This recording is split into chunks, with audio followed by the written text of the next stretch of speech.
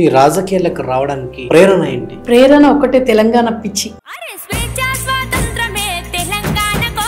ఒక మహిళగా మీరు రాజకీయాలకి రావడానికి మీరు ఎదుర్కొన్నటువంటి సవాళ్ళేంటి? ఖచ్చితంగా ఎదుర్కొన్నానమ్మ. ప్రతి ఒక్కరు ఈ రోజు కూడా ఎదుర్కొంటున్నా. అమ్మ 11-12 సంవత్సరాలలోనే జైలుకు పోయింది. బీఆర్ఎస్ పార్టీ మహిళలకు సమానంగా హక్కులు కల్పిస్తుందా మీకు? ఎంతవరకు అంటే జెండాలు ఎత్తుకొని తిరిగి కష్టపడే వరకే. రిజల్ట్ వచ్చిన తర్వాత మళ్ళీ అంతా ఆడవాళ్ళకి ఆడవాళ్ళే శత్రువులని వాళ్ళు అంటున్నారు, కానీ మాలో మధ్యలో పెట్టేది. బండి సంజయ్ ఇప్పుడు బీఆర్ఎస్ పార్టీని గురించి విమర్శించట్లేడా? బీఆర్ఎస్ పార్టీ కాదు, కాంగ్రెస్ పార్టీని ఎందుకు విమర్శిస్తలేడు? బండి సంజయ్ పొద్దున్న లేచి తింటాడో తినడో, గుడికి పోతాడో పోకపోతుండో, డైలీ పొద్దున్న నుంచి రాత్రి వరకు పడుకునే వరకు బీఆర్ఎస్ పార్టీని కేసీఆర్ తిట్టకుండా పండుకోపోతుంది. దళితుల్ని సీఎం చేస్తా అన్న కేసీఆర్ ఎక్కడ పోయింది? ఇప్పుడు రేవంత్ రెడ్డి కూడా దళితుల్ని బీసీలను చేస్తాడు కదా. రేవంత్ రెడ్డి ఎట్లయిండు? ఇప్పుడు రేవంత్ రెడ్డి హైదరాబాద్ ఏమైనా స్కామ్ చేస్తున్నాడా? స్కామ్ అయిపోయింది. మోదీ, చంద్రబాబు నాయుడు, రేవంత్ రెడ్డి కూర్చున్నాడు కాబట్టి హైడ్రా తెచ్చిండు. నాగార్జున మీద తన పర్సనల్ పగ పెట్టుకున్నాడు కాబట్టి కూలగొట్టిండు. అల్లు అర్జున్ మామ ఇల్లు కూడా కూలగొడుతున్నారు కదా. అల్లు అర్జున్ కూలగొడతాడు, ఎందుకంటే అల్లు అర్జున్ మామ కాంగ్రెస్ పార్టీ కదా. అదే నా మాట. ఇంకో దగ్గర ఇచ్చేసిండొచ్చు వాళ్ళకి. ఇంతమందికి మీరు డబుల్ బెడ్రూమ్లు ఇచ్చారు, అంత మంచిగా అన్ని పథకాలు ఇచ్చారు. అలా ఇచ్చినప్పుడు అంత దారుణంగా ఎందుకు బీఆర్ఎస్ పార్టీ ఓడిపోయింది? వైఎస్ఆర్ మా పార్టీ ఓడిపోయినట్టు కేసీఆర్ ఓడిపోలేదు. 10 సీట్లు తక్కువ వచ్చినాయి. 10 సీట్లు కూడా వీడు చెప్పిన పిచ్చి. కాంగ్రెస్ అంటేనే కరువు కాటకాలల్లా తీసుకుపోయే గవర్నమెంట్ అని చెప్పేసి మొన్న సీతక్క పోతే తరిమి కొడుతున్నారు. ఇప్పుడు ఎడ్యుకేషన్ మినిస్టర్ ఎవరు? వాడా మూర్ఖుడు, వాడు చదువుకున్నాడా? వాడు అసలు అదే వైఎస్ఆర్ చనిపోకుండా ఉంటే మనకు తెలంగాణ వచ్చేది. ఈ రోజు మాట్లాడే విధవలకందరికీ చెప్తున్నా, తెలంగాణ గురించి. ఒక ఊరునే ఖాళీ చేయించిన కేసీఆర్ ఏమన్నారు? ఆ ఊరంతా వెళ్ళకాడైపోయింది. రేవంత్ రెడ్డి ఒక బ్రోకర్. వాడు రేవంత్ రెడ్డి బ్రోకర్ అయితే కేసీఆర్ ఏంటి? కేసీఆర్ గురించి మాట్లాడే నాలుక గోసి పారేస్తా. లిక్కర్ స్కామ్ కేసులో కవితక్క తప్పు చేయలేదని మీరు అంటారా? బీఆర్ఎస్ ను డ్యామేజ్ చేయడానికే మోదీ, కాంగ్రెస్ కలిపి ఇప్పుడు ఓటుకున్నట్టు కేసు రెడ్ హ్యాండ్ పట్టుకున్న ఏమి పీకనప్పుడు ఆమెని ఈ రోజు కవితక్క గురించి మాట్లాడే అర్హత ఎవరికీ లేదు అసలు. కవితక్క గురించి ఇంత గొప్పగా మాట్లాడుతున్నారు. లిక్కర్ స్కామ్ కేసులో మీకు ఏమైనా వాటా ఇచ్చిరా? రేవంత్ రెడ్డి గారు బ్యాగులు మోసేటోళ్ళకి ఎవరికైనా ఏమైనా వాటా ఉన్నదా? అయితే ఎప్పుడైతే అక్కడ రాజా సింగ్ గెలిచిన దగ్గర నుంచి ఓల్డ్ సిటీలో అసలు మీకు రాజా సింగ్ గురించి తెలుసా? గోషామేల్లో ఆవులు ఫస్ట్ అమ్ముకునేటోళ్ళు వీడే.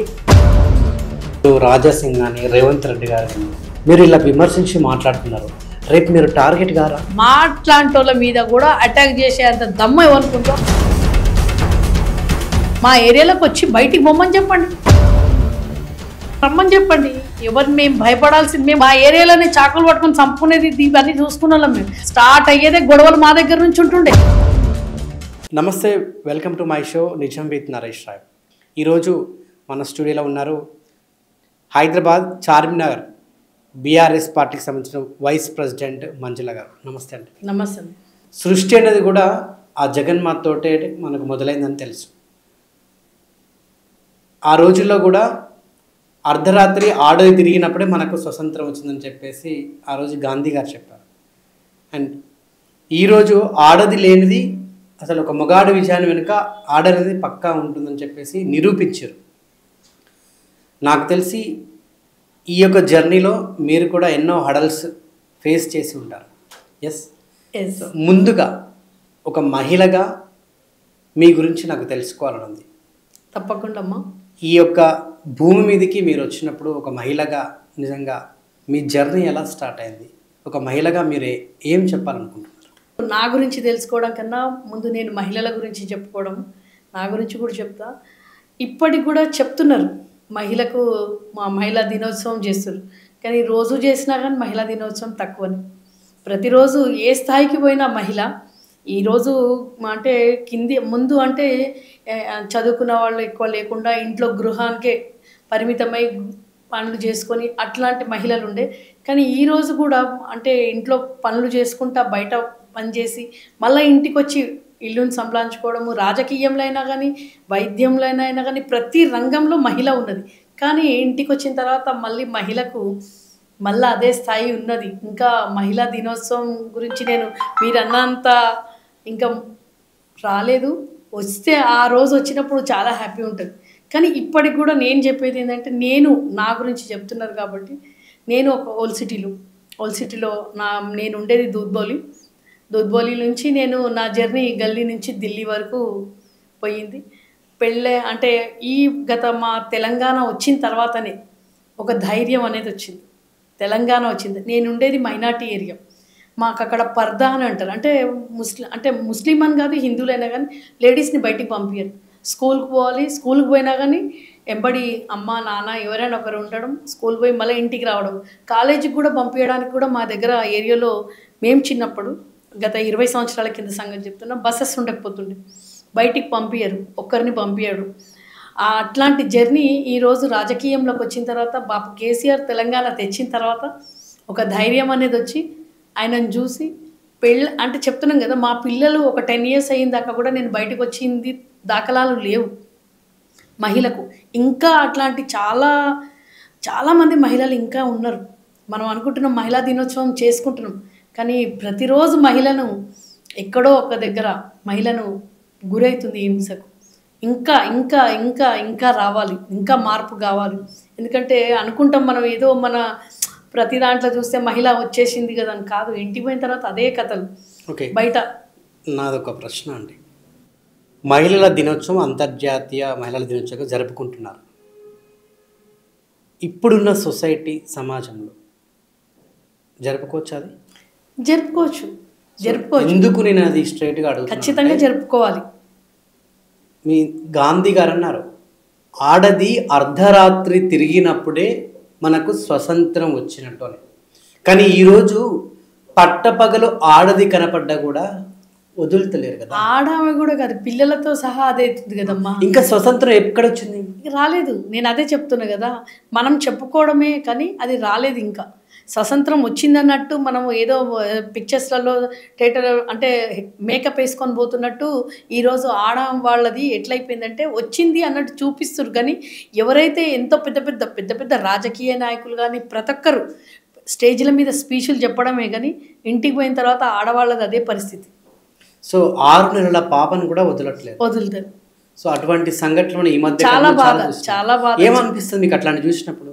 అసలు ఏమనిపిస్తుంది అంటే, ఆడవాళ్ళ ఈ పుట్టినందుకు కూడా ఒక్కొక్కసారి మా నుంచి మేము అంటే మాలాగా కొన్ని వేలలో లక్షలలో నుంచే బయటికి వస్తున్నారు. ప్రతి ఒక్క స్త్రీ బయటికి రావాలంటే కూడా భయపడి ఈరోజు ఆడపిల్లలను బయటికి పంపించడానికి కూడా భయపడుతున్నారు తల్లిదండ్రులు. కానీ బాధ అనిపిస్తుంది. అది ఎంత క్రైమ్ పెరుగుతున్నది, ఆడవాళ్ళ నుంచి క్రైమ్ ఎంత మంచి అవుతున్నదో అంత చెడు కూడా 100 ఇంతలు చెడు పెరిగిపోయింది, 10 ఇంతలు మంచి ఉన్నది. ఆడవాళ్ళు అన్ని రంగాలలో వస్తున్నారు, కానీ ఎక్కడో అక్కడ అణిచివేస్తున్నారు మగవాళ్ళు. ఇప్పటికి కూడా అదే సగభాగం అంటారు, సగభాగం కాదు కదా అది, చూపించుకోవడం మటుకే అని నాది. మనంతలో మనం తెగించి బయటికి వచ్చిన వాళ్ళు చాలా తక్కువ, సపోర్ట్ ఇచ్చిన వాళ్ళు ఒక 10% ఉన్నారు తెగించి బయటికి వచ్చాయి. ఇప్పుడు చూడండి మీరు 90% పెళ్ళిళ్ళు అయిన తర్వాత కూడా మీరు చూడండి పెళ్ళిళ్ళు చేస్తున్నారు, వదిలిపెట్టడము, కొట్టడము, తిట్టడము, మళ్ళీ ఇదే డౌరీ దాంట్లో చాలా అంటే అరాచకం అనేది పెరిగిపోయింది. మళ్ళీ చెప్పుకోవడానికి కూడా మహిళా ఇవి చేసుకుంటే కూడా కొంచెం మార్పు అనేది వస్తుందేమో. మహిళా దినోత్సవం 1 yearకి ఒక్కసారి చేసుకునే దానికి కూడా కొంతమంది దాన్ని కూడా చేసుకోవద్దు అనే ధోరణి కూడా తీసుకొని వస్తున్నారు సమాజంలో. ఓకే, ఒక మహిళగా మీ జర్నీ అనేది స్టార్ట్ చేశారు, తర్వాత రాజకీయాల్లోకి వచ్చారు. ఒక అమ్మగా 2 బాబులు నాకు. ఓకే, ఆడపిల్లలు లేరు కాబట్టి ప్రతి ఆడపిల్ల నా బిడ్డలాగా అన్నట్టే నేనేం చేస్తా అంటే స్కూల్స్, గురుకులాలు, గవర్నమెంట్ స్కూల్స్లు, తల్లిదండ్రులు లేని పిల్లలకు నేను పోయి చాలా అక్కడనే స్పెండ్ చేస్తాను.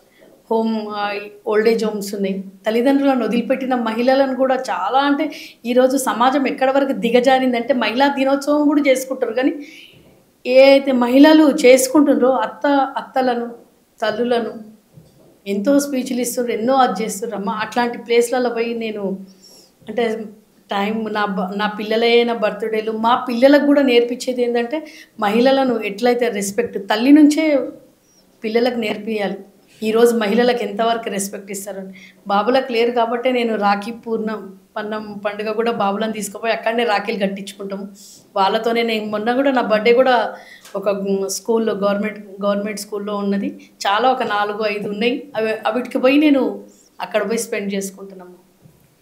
ఒక మహిళగా మీరు రాజకీయాలకి రావడానికి మీరు ఎదుర్కొన్నటువంటి సవాళ్ళు ఏంటి?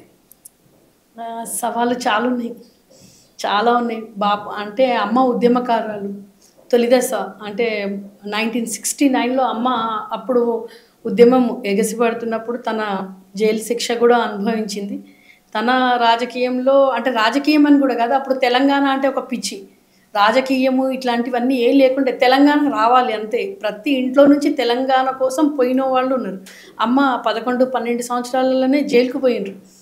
ఆ స్ఫూర్తి నాకు ఎప్పుడు వచ్చిందంటే నాన్న చనిపోయిన తర్వాత 2000 నాన్న కూడా సర్వే డిపార్ట్మెంట్ తన ప్రతి జిల్లా పోయాడు. తన సర్వే డిపార్ట్మెంట్ తెలుసు కాబట్టి భద్రాచలం, వరంగల్. కానీ తెలంగాణ తన కూడా నాకు చెప్పేది, తెలంగాణ గురించి బాధపడేది ఎవరు తీసుకొస్తారు.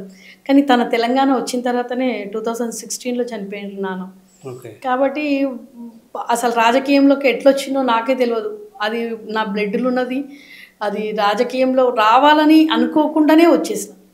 నా లోపట ఉన్న అంటే అమ్మ ఇప్పటికి కూడా అమ్మ అంటది కేసీఆర్ని కలిసి అంటే తెలంగాణ కోసం చాలామంది చనిపోయినారు. తెలంగాణ రజాకర్లది అనేది మా అమ్మమ్మ చెప్పేది. రజాకర్లది ఇట్లా ఉంటుండే అని. ఎందుకంటే మేము ఉండేది ముస్లిం ఏరియా కాబట్టి అట్లాంటివన్నీ చెప్తుంటే కొంచెం ఉంటుంది కదా పౌరుషం అనేది ఉండే. అవన్నీ తెలంగాణ రావాలని రాజకీయంలోకి వచ్చిన తర్వాత కూడా చాలామంది నన్ను ఒకలాగా ఎంత పెద్ద అసలు చెప్తున్నా మినిస్టర్స్ కానీ ఎమ్మెల్యేలు కానీ ఎవరైనా కానీ పేర్లు చెప్తలేను. ఎటు పోయినా కానీ ఎక్కడికి అమ్మా అంటే ఓల్డ్ సిటీ అనగానే ఒక చిన్న చూపు చూసేది. ఇప్పటికి కూడా నన్ను. కానీ నేను అది పట్టించుకోను.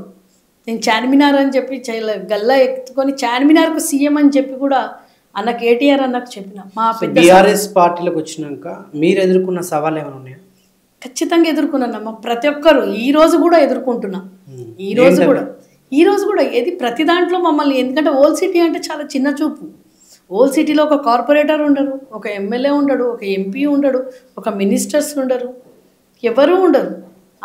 మేము అనాథలం. కానీ ఒక ధీమా ఏంటంటే తెలంగాణ బాపు కేసీఆర్ తెచ్చిండు కాబట్టి నాకు ఓల్డ్ సిటీకి మన అన్నను మర్చిపోను. నేను ఎప్పుడు అస్సలు మర్చిపోను. ఏ బాధ ఉన్నా అన్న అని చెప్తే ప్రతి ఇది ఉన్నానమ్మా అని చెప్పేసి ఆయన తీర్చేది. తలసానన్న ఇదే శోభన్ రెడ్డి అన్న. నేను టీటీయూసీ దానికి కూడా రాష్ట్ర ఉపాధ్యక్షురాలు కార్మిక దానికి. ఆ శోభన్ అన్న ఇప్పుడైతే ప్రస్తుతం వాళ్ళు కాంగ్రెస్లో ఉన్నారు డిప్యూటీ అన్న. నేను ప్రైవేట్ ఉద్యోగ సంఘం దానికి కూడా గంధం రాములన్న అన్న, మన బాపు కేసీఆర్, హరీష్ అన్న అందులో కూడా నేను రాష్ట్రానికి ఉపాధ్యక్షురాలు. అట్లా తొక్కుకుంటూ పోయి ఈరోజు నన్ను చూస్తే చార్మినార్ మంజులక్క అనే పేరు మాత్రం తెచ్చుకున్నాను. ఓల్డ్ సిటీలో పింక్ జెండా ఉండదు, కానీ నాలాంటి వాళ్ళు చాలామంది ఉన్నారు ఓల్డ్ సిటీలో. ప్రాణం ఇచ్చేవాళ్ళు ఉన్నారు. వాళ్ళ ముందు నేను చాలా చిన్నగా అనుకుంటా. వాళ్ళని చూసుకొని నేను ధైర్యం తెచ్చుకుంటా. వాళ్ళు ఇప్పటికి కూడా అంటారు, అసలు ఎందుకు మంజులా నువ్వు ఓల్డ్ సిటీలో అక్కడ పోయినాక కూడా చాలామంది అంటారు, ఓల్డ్ సిటీలో ఏం లేనప్పుడు ఎందుకు కష్టపడుతావు? ఓల్డ్ సిటీలో ఏం లేకున్నా కానీ తెలంగాణ అయితే ఓల్డ్ సిటీలోనే ఉన్నది కదా. ఖచ్చితంగా నా ప్రాణం పోయే వరకు తెలంగాణ కోసం పని చేపిస్తా నా పిల్లలతో అని చెప్పేసి ఒక నాది నేనే వన్ మ్యాన్ షో చేసుకుంటాను. సో ఈ రాజకీయాలకు రావడానికి అసలు ప్రేరణ ఏంటి? ప్రేరణ ఒకటే, తెలంగాణ పిచ్చి. తెలంగాణ నేను అంటే నాంపల్లి ఇందిరా ప్రియదర్శిని దాంట్లో చదువుకున్నాను. కాలేజ్ కూడా నా పెళ్ళైన తర్వాత కాలేజ్ అందులో కూడా చదువుకున్నాను. బాల్యం విద్యాభ్యాసం అంతా కూడా ఇక్కడేనా? అంతా ఇక్కడండి. మేము తెలుగు అంటే మేము పక్క లాల్దరాజా మా నాన్న, మేమేమో మమ్మీ వాళ్ళు దూద్బోలి. కాబట్టి మేము పక్క తెలంగాణ అంటే ఓల్డ్ సిటీ. ఇక మాకు బయట ఊర్లలో పోయేది. నా భాగ్యం ఏంటంటే తెలంగాణ కోసం వచ్చి నా బీఆర్ఎస్లోకి వచ్చిన తర్వాతనే నేను బై ఎలక్షన్స్లలో ప్రతి తెలంగాణ జిల్లా జిల్లా అను అను అంటే అంటారు కదా, బాపు దిక్కించి నేను అన్నిట్లలో పోయినా కానీ నేను నా పుట్టుక మా అంటారు కదా బంధువులు అందరూ అయినా కానీ ఇక్కడనే హోల్ సిటీ అయినమ్మా. సో ప్రధానంగా ఏదైతే బీఆర్ఎస్ పార్టీ మహిళలు అంటే ఈ పార్టీలకు రావడానికి ఎటువంటి కృషి చేస్తుంది మిమ్మల్ని? కృషి అంటే అసలు చెప్తున్నా కదమ్మా, అదొక నాకు పిచ్చి. ఆ పిచ్చిలో కృషి ఇప్పుడు నేను చెప్తున్నా ప్రతి దాంట్లో కవితక్క తనని చూసుకొని కూడా నాకు చాలా ధైర్యం. అక్కకు పోయి అంటే అక్క చార్మినార్ కూడా మాకు సంక్రాంతి సంబరాలలో వచ్చిండ్రు. అప్పుడు కూడా అక్క నేను లేదు నేనున్నా కదా, మేము ఉన్నాం కదా, నాకు ఖచ్చితంగా ప్రత్యేకంగా మంజులను చార్మినార్ మంజుల అన్నట్టు సుశీలక్క చాలామంది ఉద్యమకారులు ఉన్నారు. సుశీలక్క చాలామంది, పద్మక్క చాలామంది ఉన్నారు కాబట్టి ఉమ్మక్క వీళ్ళందరూ మంజుల చార్మినార్కి అంటే నేను ఒక్కదాన్నే ఓల్ సిటీ నుంచి నేను ఒక్కదాన్నే అక్కడి వరకు ఒక్కదాన్నే పోతాను. నాకు ఎవరు చెప్పాల్సింది లేదు. నేను కంటిన్యూ న్యూస్ నా ఇప్పుడు ఏవైతే గ్రూప్స్ ఉన్నాయో అందులో చూసుకొని భవన్కు ఖచ్చితంగా నేను నిన్న కూడా పోయినా. బీఆర్ఎస్ పార్టీ మహిళలకు సమానంగా హక్కులు కల్పిస్తుందా మీకు? ఖచ్చితంగా కల్పిస్తుంది అంటే కూడా నేను ఏమనుకుంటా అంటే నాకన్నా సీనియర్స్కు రావాలి, దాని తర్వాత నాకు వచ్చినా పర్లేదు రాకున్నా పర్లేదు. తెలంగాణ ఏదైనా కూడా మనం సమాన హక్కులనే మనం అనుకుంటాం. ఆ విధంగా మహిళలకు కూడా కల్పించిండు బాబు కేసీఆర్ గారు. ఎందుకంటే ఒక మహిళలు మేయర్ కూడా ఒక మహిళనే. శోభన్ రెడ్డి అంటే మూత శ్రీలతారెడ్డి మేయర్, ఆమె డిప్యూటీ మేయర్ అయినరు. మహిళలకు ఎమ్మెల్యే చాలామందికి చైర్మన్ పోస్టులు ఇచ్చిండ్రు. తొలి దశ ఉద్యమకారులలో చాలామందికి ఇచ్చిండ్రు. దాని తర్వాత మళ్ళీ నెక్స్ట్ అయిన దాంట్లో కూడా చాలామందికి ఇచ్చారు. ఇంకా మా అదృష్టం ఏమనిపిస్తుంది అంటే ఇంకా చాలామంది ఉన్నారు వెయిటింగ్లో. మహిళలు రాజకీయాలకు రావడానికి ఎటువంటి మార్పులు కావాలి? రాజకీయాలలో రావాలంటే వాళ్ళకు ప్రోత్సాహం అంటే మహిళలు కాకుండా మన ఉన్న ఏరియాలలో ఎమ్మెల్యేలు కానీ ఎంపీలు కానీ అంటే ఎవరైతే కష్టపడుతున్నారో వాళ్ళను అంటారు కదా మా మనులను మాణిక్యాలను వెతుక్కొని వాళ్ళతోని పార్టీకి ఇంకా బాగా పని చేయించుకునే సత్తా పార్టీలో అధిపతి మా బాపు కేసీఆర్కు ఉన్నది. నెక్స్ట్ దాంట్లో పిలుస్తారు ఖచ్చితంగా. కేటీఆర్ అన్నైనా హరీష్ అన్నైనా కవితక్కైనా ఇప్పుడు అనేది తెలుస్తున్నారు. అంటే ఎవరు పని చేస్తారు, ఎవరు పని చేయరు, ఎవరు పార్టీ అంటారు కదా పార్టీలో అనుభవించి పోయిన వాళ్ళని కూడా గుర్తించింది. ఇప్పుడు ప్రస్తుతం ఉన్న భారతీయ రాజకీయాల్లో మహిళల పట్ల ఉన్న ప్రాతినిధ్యం గురించి మీరేమంటారు? భారతీయ ఇప్పుడు చాలా మా రాజకీయాలలో చాలా అయిందమ్మా, ఈ పార్టీ ఆ పార్టీ అని కాదు. మీ అభిప్రాయం ఏంటంటున్నా? నా అభిప్రాయం ఏంటంటే మహిళలకు ఇంకా బాగా రావాలి, ఇంకా అధికారం ఇవ్వండి. ఇంకా వాళ్ళకు అంటారు కదా కలిసి చెప్పడంతోనే. ఇప్పుడు ఏ పార్టీ గురించి అయితే నేను చెప్తలేను, నోటి వరకే చెప్తున్నారు. ఇప్పుడు 50% అంటారు, మీరెంతో మేమంతా అన్నట్టు. మీరెంతో మాకు కూడా అంతనే ఇస్తే రాజకీయ రంగం చాలా బాగుంటుంది. ఎందుకంటే ఈరోజు జెంట్స్ అంటే మగవాళ్ళ కన్నా మహిళలే అధికంగా ఉన్నారు. కానీ వాళ్ళని ఎంతవరకు అంటే జెండాలు ఎత్తుకొని తిరిగి కష్టపడే వరకే, రిజల్ట్ వచ్చిన తర్వాత మళ్ళీ అంతా మగవాళ్ళే ఉంటున్నారు. ఆడవాళ్ళే శత్రువులని వాళ్ళు అంటున్నారు. కానీ మాలో మధ్యలో పెట్టేది మగవాళ్ళే పెడతారు. పార్టీ సిద్ధాంతాలు కానీ కార్యాచరణ కానీ ముఖ్యంగా అంటే భారతీయ రాష్ట్ర ఈ మహిళా అభివృద్ధి కోసం అంటే ప్రస్తుతం ఈ యొక్క మహిళల కార్యక్రమాలు ఇప్పటి వరకు ఏమైనా చేపట్టిందా బీఆర్ఎస్ పార్టీ? చేసిండ్రు కదా, చాలా మటుకు చేస్తున్నారు. ఏం చేపట్టారు?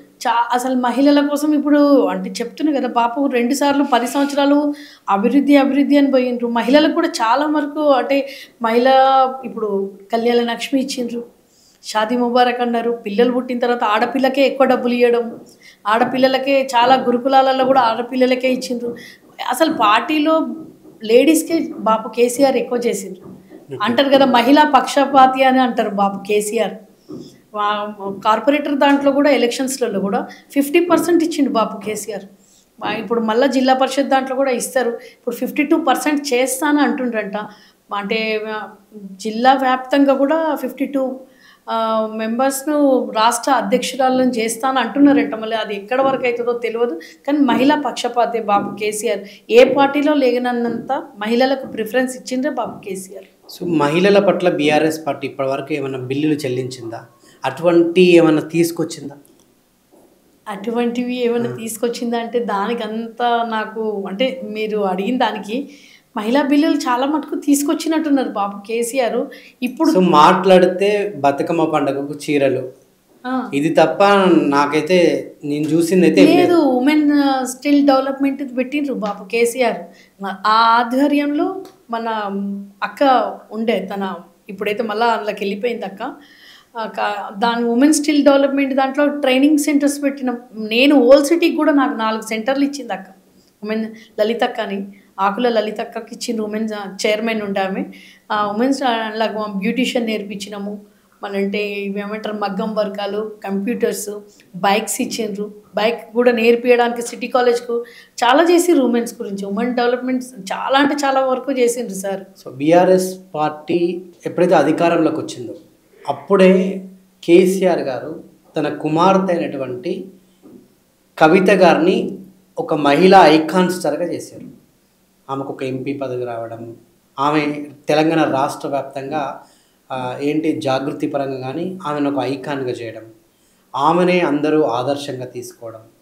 సో బతుకమ్మ పండుగ వచ్చినా బోనాలు వచ్చినా కూడా కవితక్కతోటే మొదలు పెట్టడం. సో ఇదంతా కూడా అంటే తన కుటుంబాని కోసం తన కుమార్తెని ఐకాన్గా చేసిందని చెప్పేసి చాలా మంది అంటున్నారు.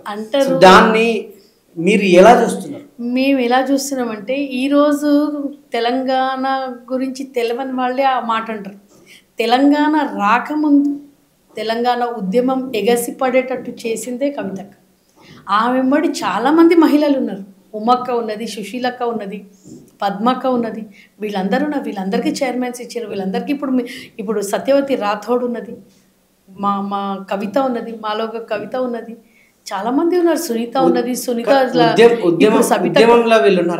ఎంతో మంది నా మాట వినండి, ఉద్యమాలలో ఉన్న వాళ్ళే వీళ్ళు. నేను చెప్పేది కవితక్క గురించి. కవితక్క ఉద్యమంలో ఉన్నారు.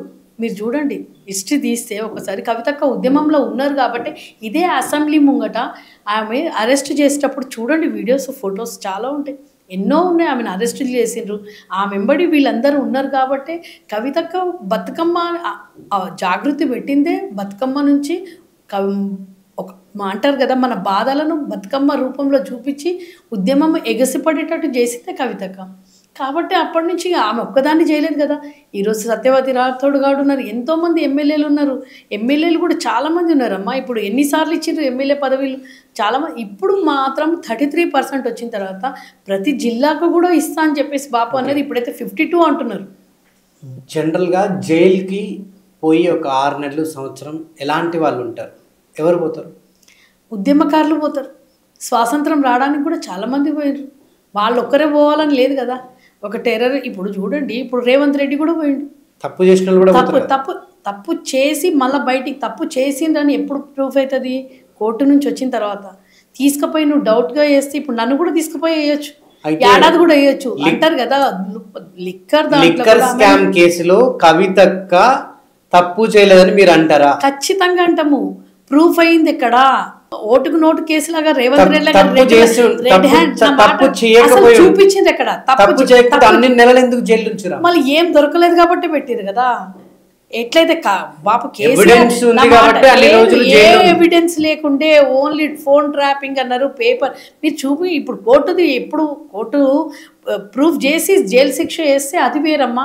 ఓన్లీ డౌట్ఫుల్గా ఆమెను తీసుకుపోయి వేసిండ్రు. ఒక లేడీని అన్ని రోజులు వేయొద్దని సుప్రీంకోర్టు మొట్టికాయలు వేసి ఆమెను బయటికి పంపించి తీసుకొచ్చిండ్రు.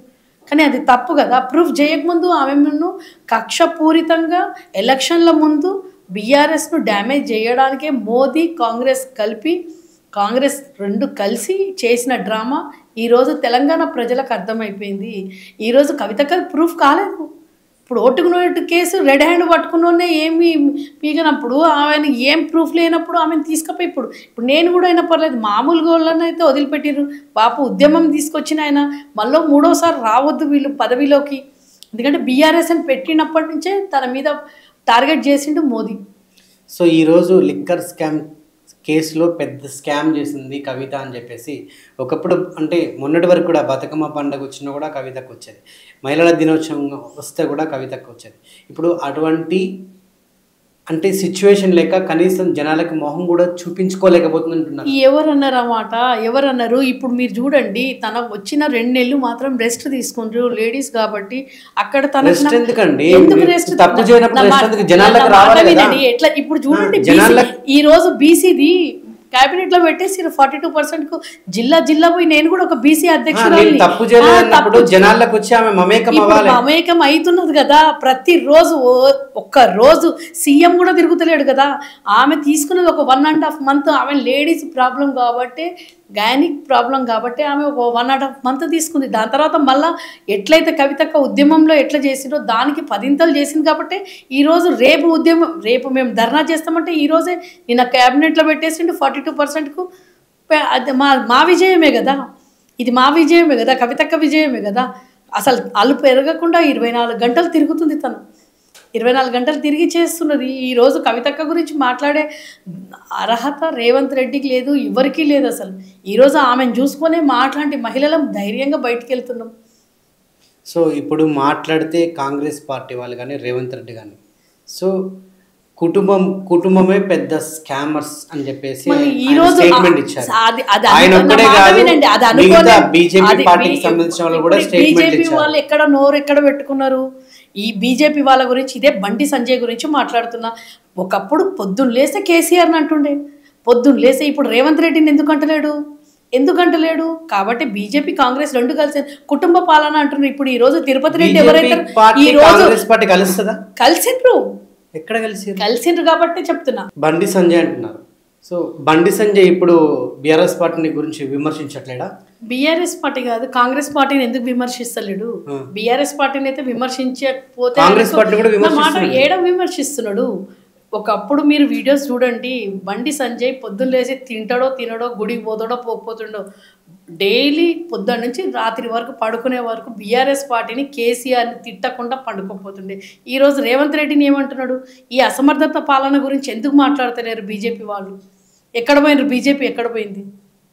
ఇప్పుడు కుటుంబ పాలన అంటున్నారు. రేవంత్ రెడ్డి అన్నదమ్ముళ్ళు 7 మంది అన్నదమ్ముళ్ళు, వాళ్ళు మొత్తం కుటుంబ పాలనే, రెడ్డి పాలన చేస్తున్నారు. ఎంతమంది మినిస్టర్స్ ఉన్నారు, ఎంతమంది ఎమ్మెల్యేలు ఉన్నారు, మొత్తం వాళ్ళ అన్న సీఎంది పొజిషన్ తీసుకొని తిరుగుతున్నాడు. సో బీఆర్ఎస్ ప్రభుత్వంలో ఉన్నప్పుడు కూడా ఇదే వేలమాసి, ఇదే రెడ్లు పాలన తప్ప ఇప్పుడు కానీ కదా కాంగ్రెస్ పార్టీ అధికారంలోకి వచ్చినా కూడా అదే చేస్తున్నారు. బీఆర్ఎస్ ప్రభుత్వం ఉన్నప్పుడు కూడా అదే వేలమాస, అదే రావులు, అదే రెడ్ల పాలనే జరిగింది తప్ప ఎక్కడ కేసీఆర్ ఇచ్చినట్టు స్టేట్మెంట్ ఎస్సీ ఎస్టీని నేను సీఎం అంటే ముఖ్యమంత్రిని చేస్తా అని చెప్పి స్టేట్మెంట్. మీరు ఒక్కసారి మళ్ళీ చూడండి, మీరు నలుగురు తప్ప ఇంకా మీరు ఎవరున్నారు అన్నట్టుగా ఆ నలుగురు ఉద్యమాలలో ఉండి, ఆ నలుగురు ఉద్యమాలలో దళితులు సీఎం చేస్తా. ఇప్పుడు రేవంత్ రెడ్డి కూడా దళితుల్ని బీసీలను చేస్తాడు కదా. రేవంత్ రెడ్డి ఎట్లయిండు? ఈరోజు రేవంత్ రెడ్డి ఎట్లయిండు? ఒక బీసీని ముఖ్యమంత్రిని చేస్తాడు. సీనియర్స్ లేరా?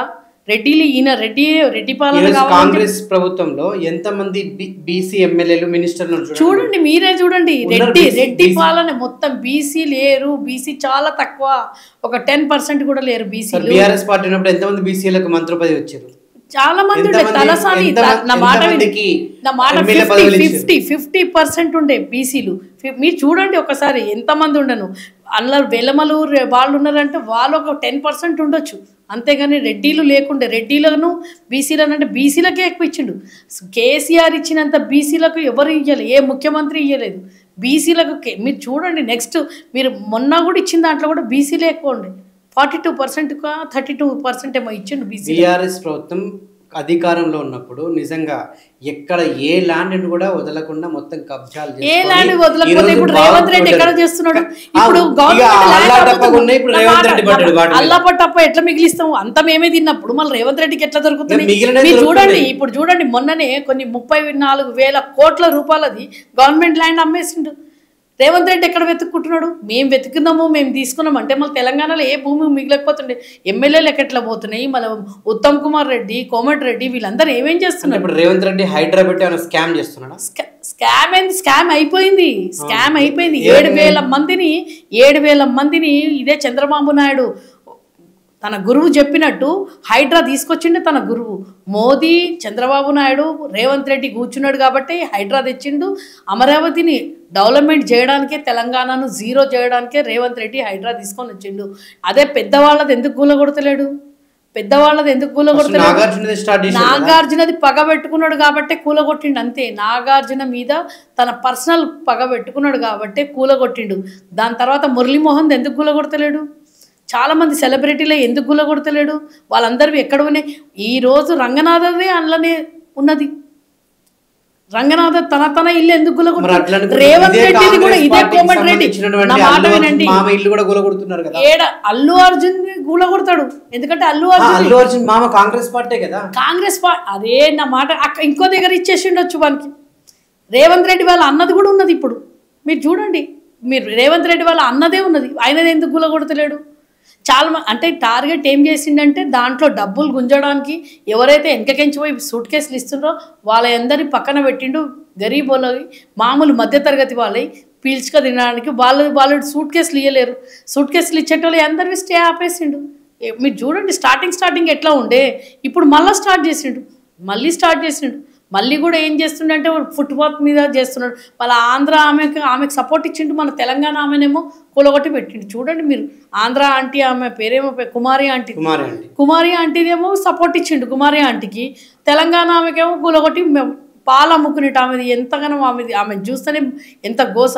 ఇప్పుడు మా దగ్గర మేము ఉండేదే పురాణా ఫుల్ ఏరియా. అక్కడ మొత్తం రాజేందర్ నగర్, పురాణా ఫూల్, మళ్ళీ అంటే కిషన్ బాగ్ ఎంతమంది కూలగొట్టిండమ్మ. వాళ్ళకి నష్టపరిహారం ఏమి ఇచ్చిండు? డబల్ బెడ్రూమ్లు అంటున్నాడు. డబల్ బెడ్రూమ్లు ఎవరివి? కేసీఆర్ కట్టినాయి. ఒకప్పుడేమో అది ఉష్కతో కట్టిండు. వాళ్ళు అదే బిల్డింగ్లలో నువ్వు ఎట్లా పనులు ఇస్తావు జనాలకు? తను ఎక్కడికించి ఇస్తున్నాడు? ఇప్పుడు ఇందిరమ్మ ఇండ్లు అంటున్నాడు. ఎక్కడికించి వచ్చినాయి ఇందిరమ్మ ఇండ్లు? ఈ 14 నెలల్లో ఎప్పుడన్నా ముగ్గు పోసి కట్టిండా? అన్ని కేసీఆర్ ఇండ్లే ఇస్తుండు. ప్రజలకు అంతా అర్థమైపోయింది. ప్రతి ఒక్కరికి ఫస్ట్ ఇందిరమ్మ ఇండ్లే కదా వచ్చింది. ఎక్కడ వచ్చినాయి అవేంది? ఒక్క రూమ్ది. ఇది మేము డబల్ బెడ్రూమ్ మా సార్ బాబు గతంలో ఒక్క రూమ్ ఉంటుండేనమ్మా. ఒక్క రూము అది 30 నుంచి 40 గజాలది కూడా ఉండకపోతుండే. ఈరోజు బాబు కేసీఆర్ డబల్ బెడ్రూమ్ కట్టిన తర్వాత అదే డబల్ బెడ్రూమ్లలో రేవంత్ రెడ్డి దింపుతున్నాడు ఇందిరమ్మ ఇంట్లో. తన కొట్టే కలర్ చేంజ్ చేయగానే అయిపోతుందా?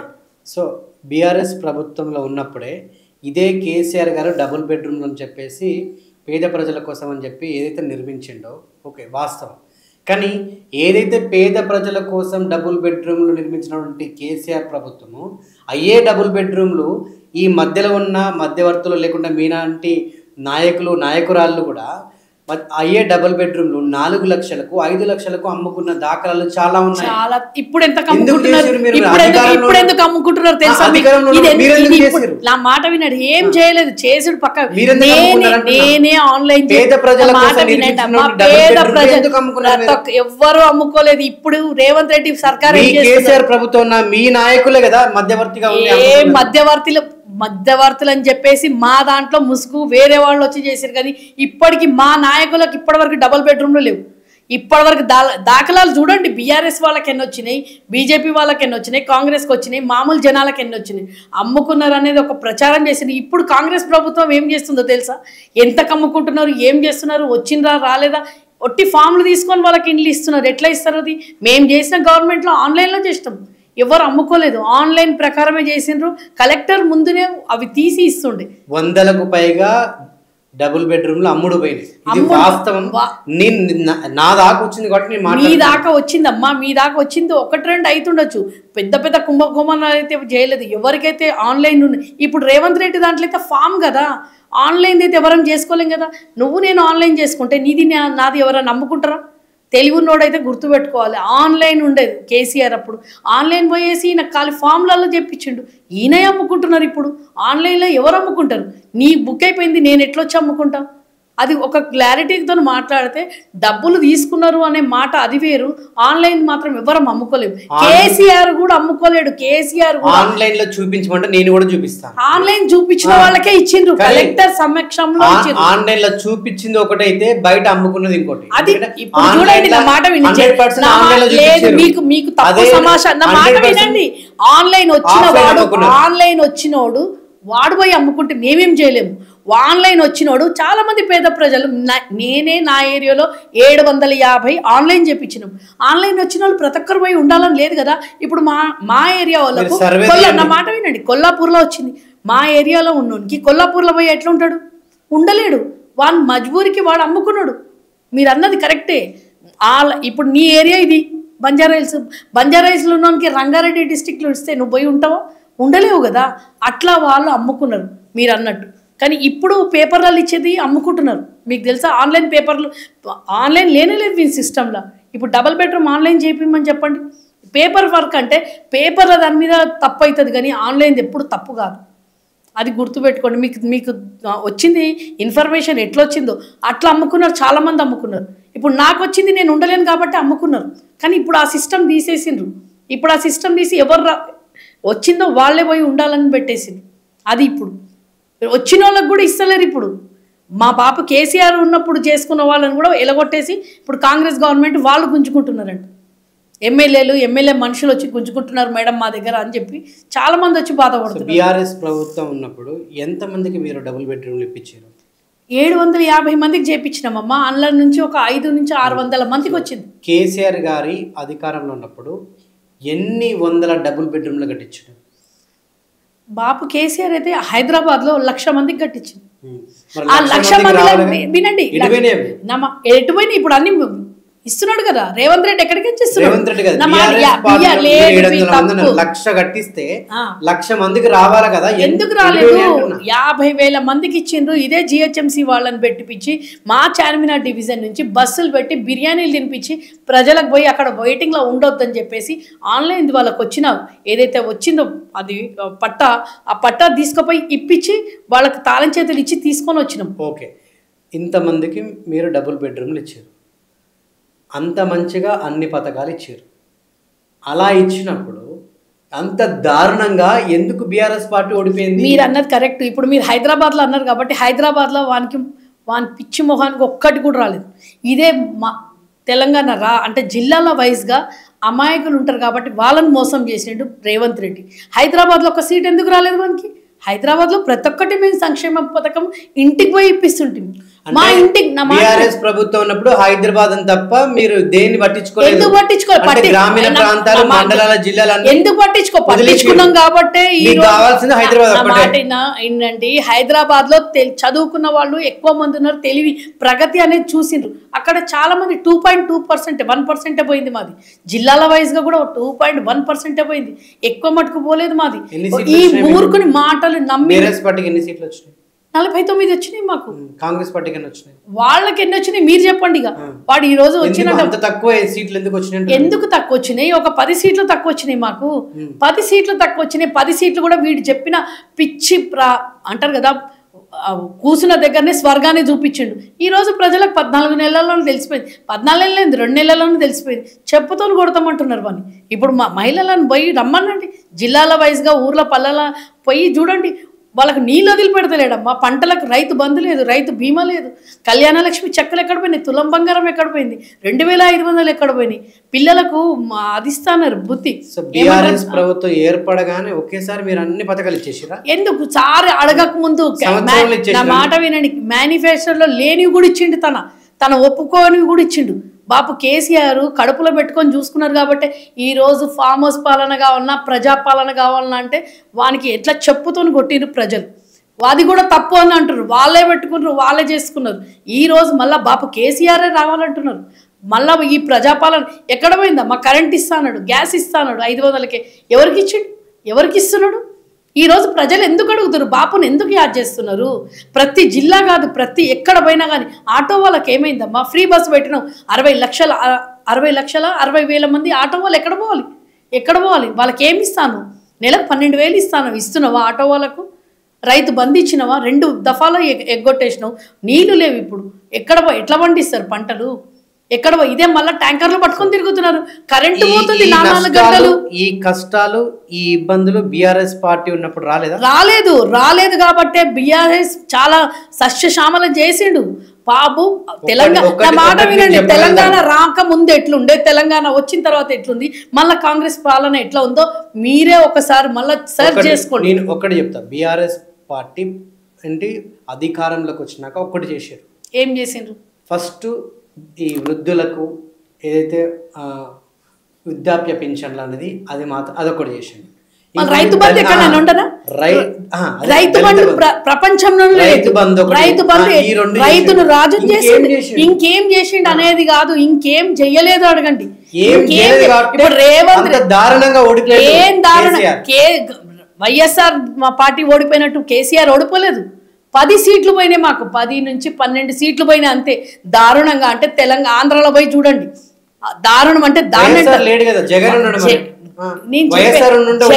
నా మాట వినండి. జగనో వైఎస్ఆర్ ఉన్నది అది దారుణం అంటారు, ఇది దారుణం అన్నది. మేము చాలా తక్కువ సీట్లతో కూడా 300 400 కూడా ఒక 10-12 సీట్లు పోయినాయి తెలుసా మీకు? అది అదే వైఎస్ఆర్ చనిపోకుండా ఉంటే మనకు తెలంగాణ వచ్చేదా?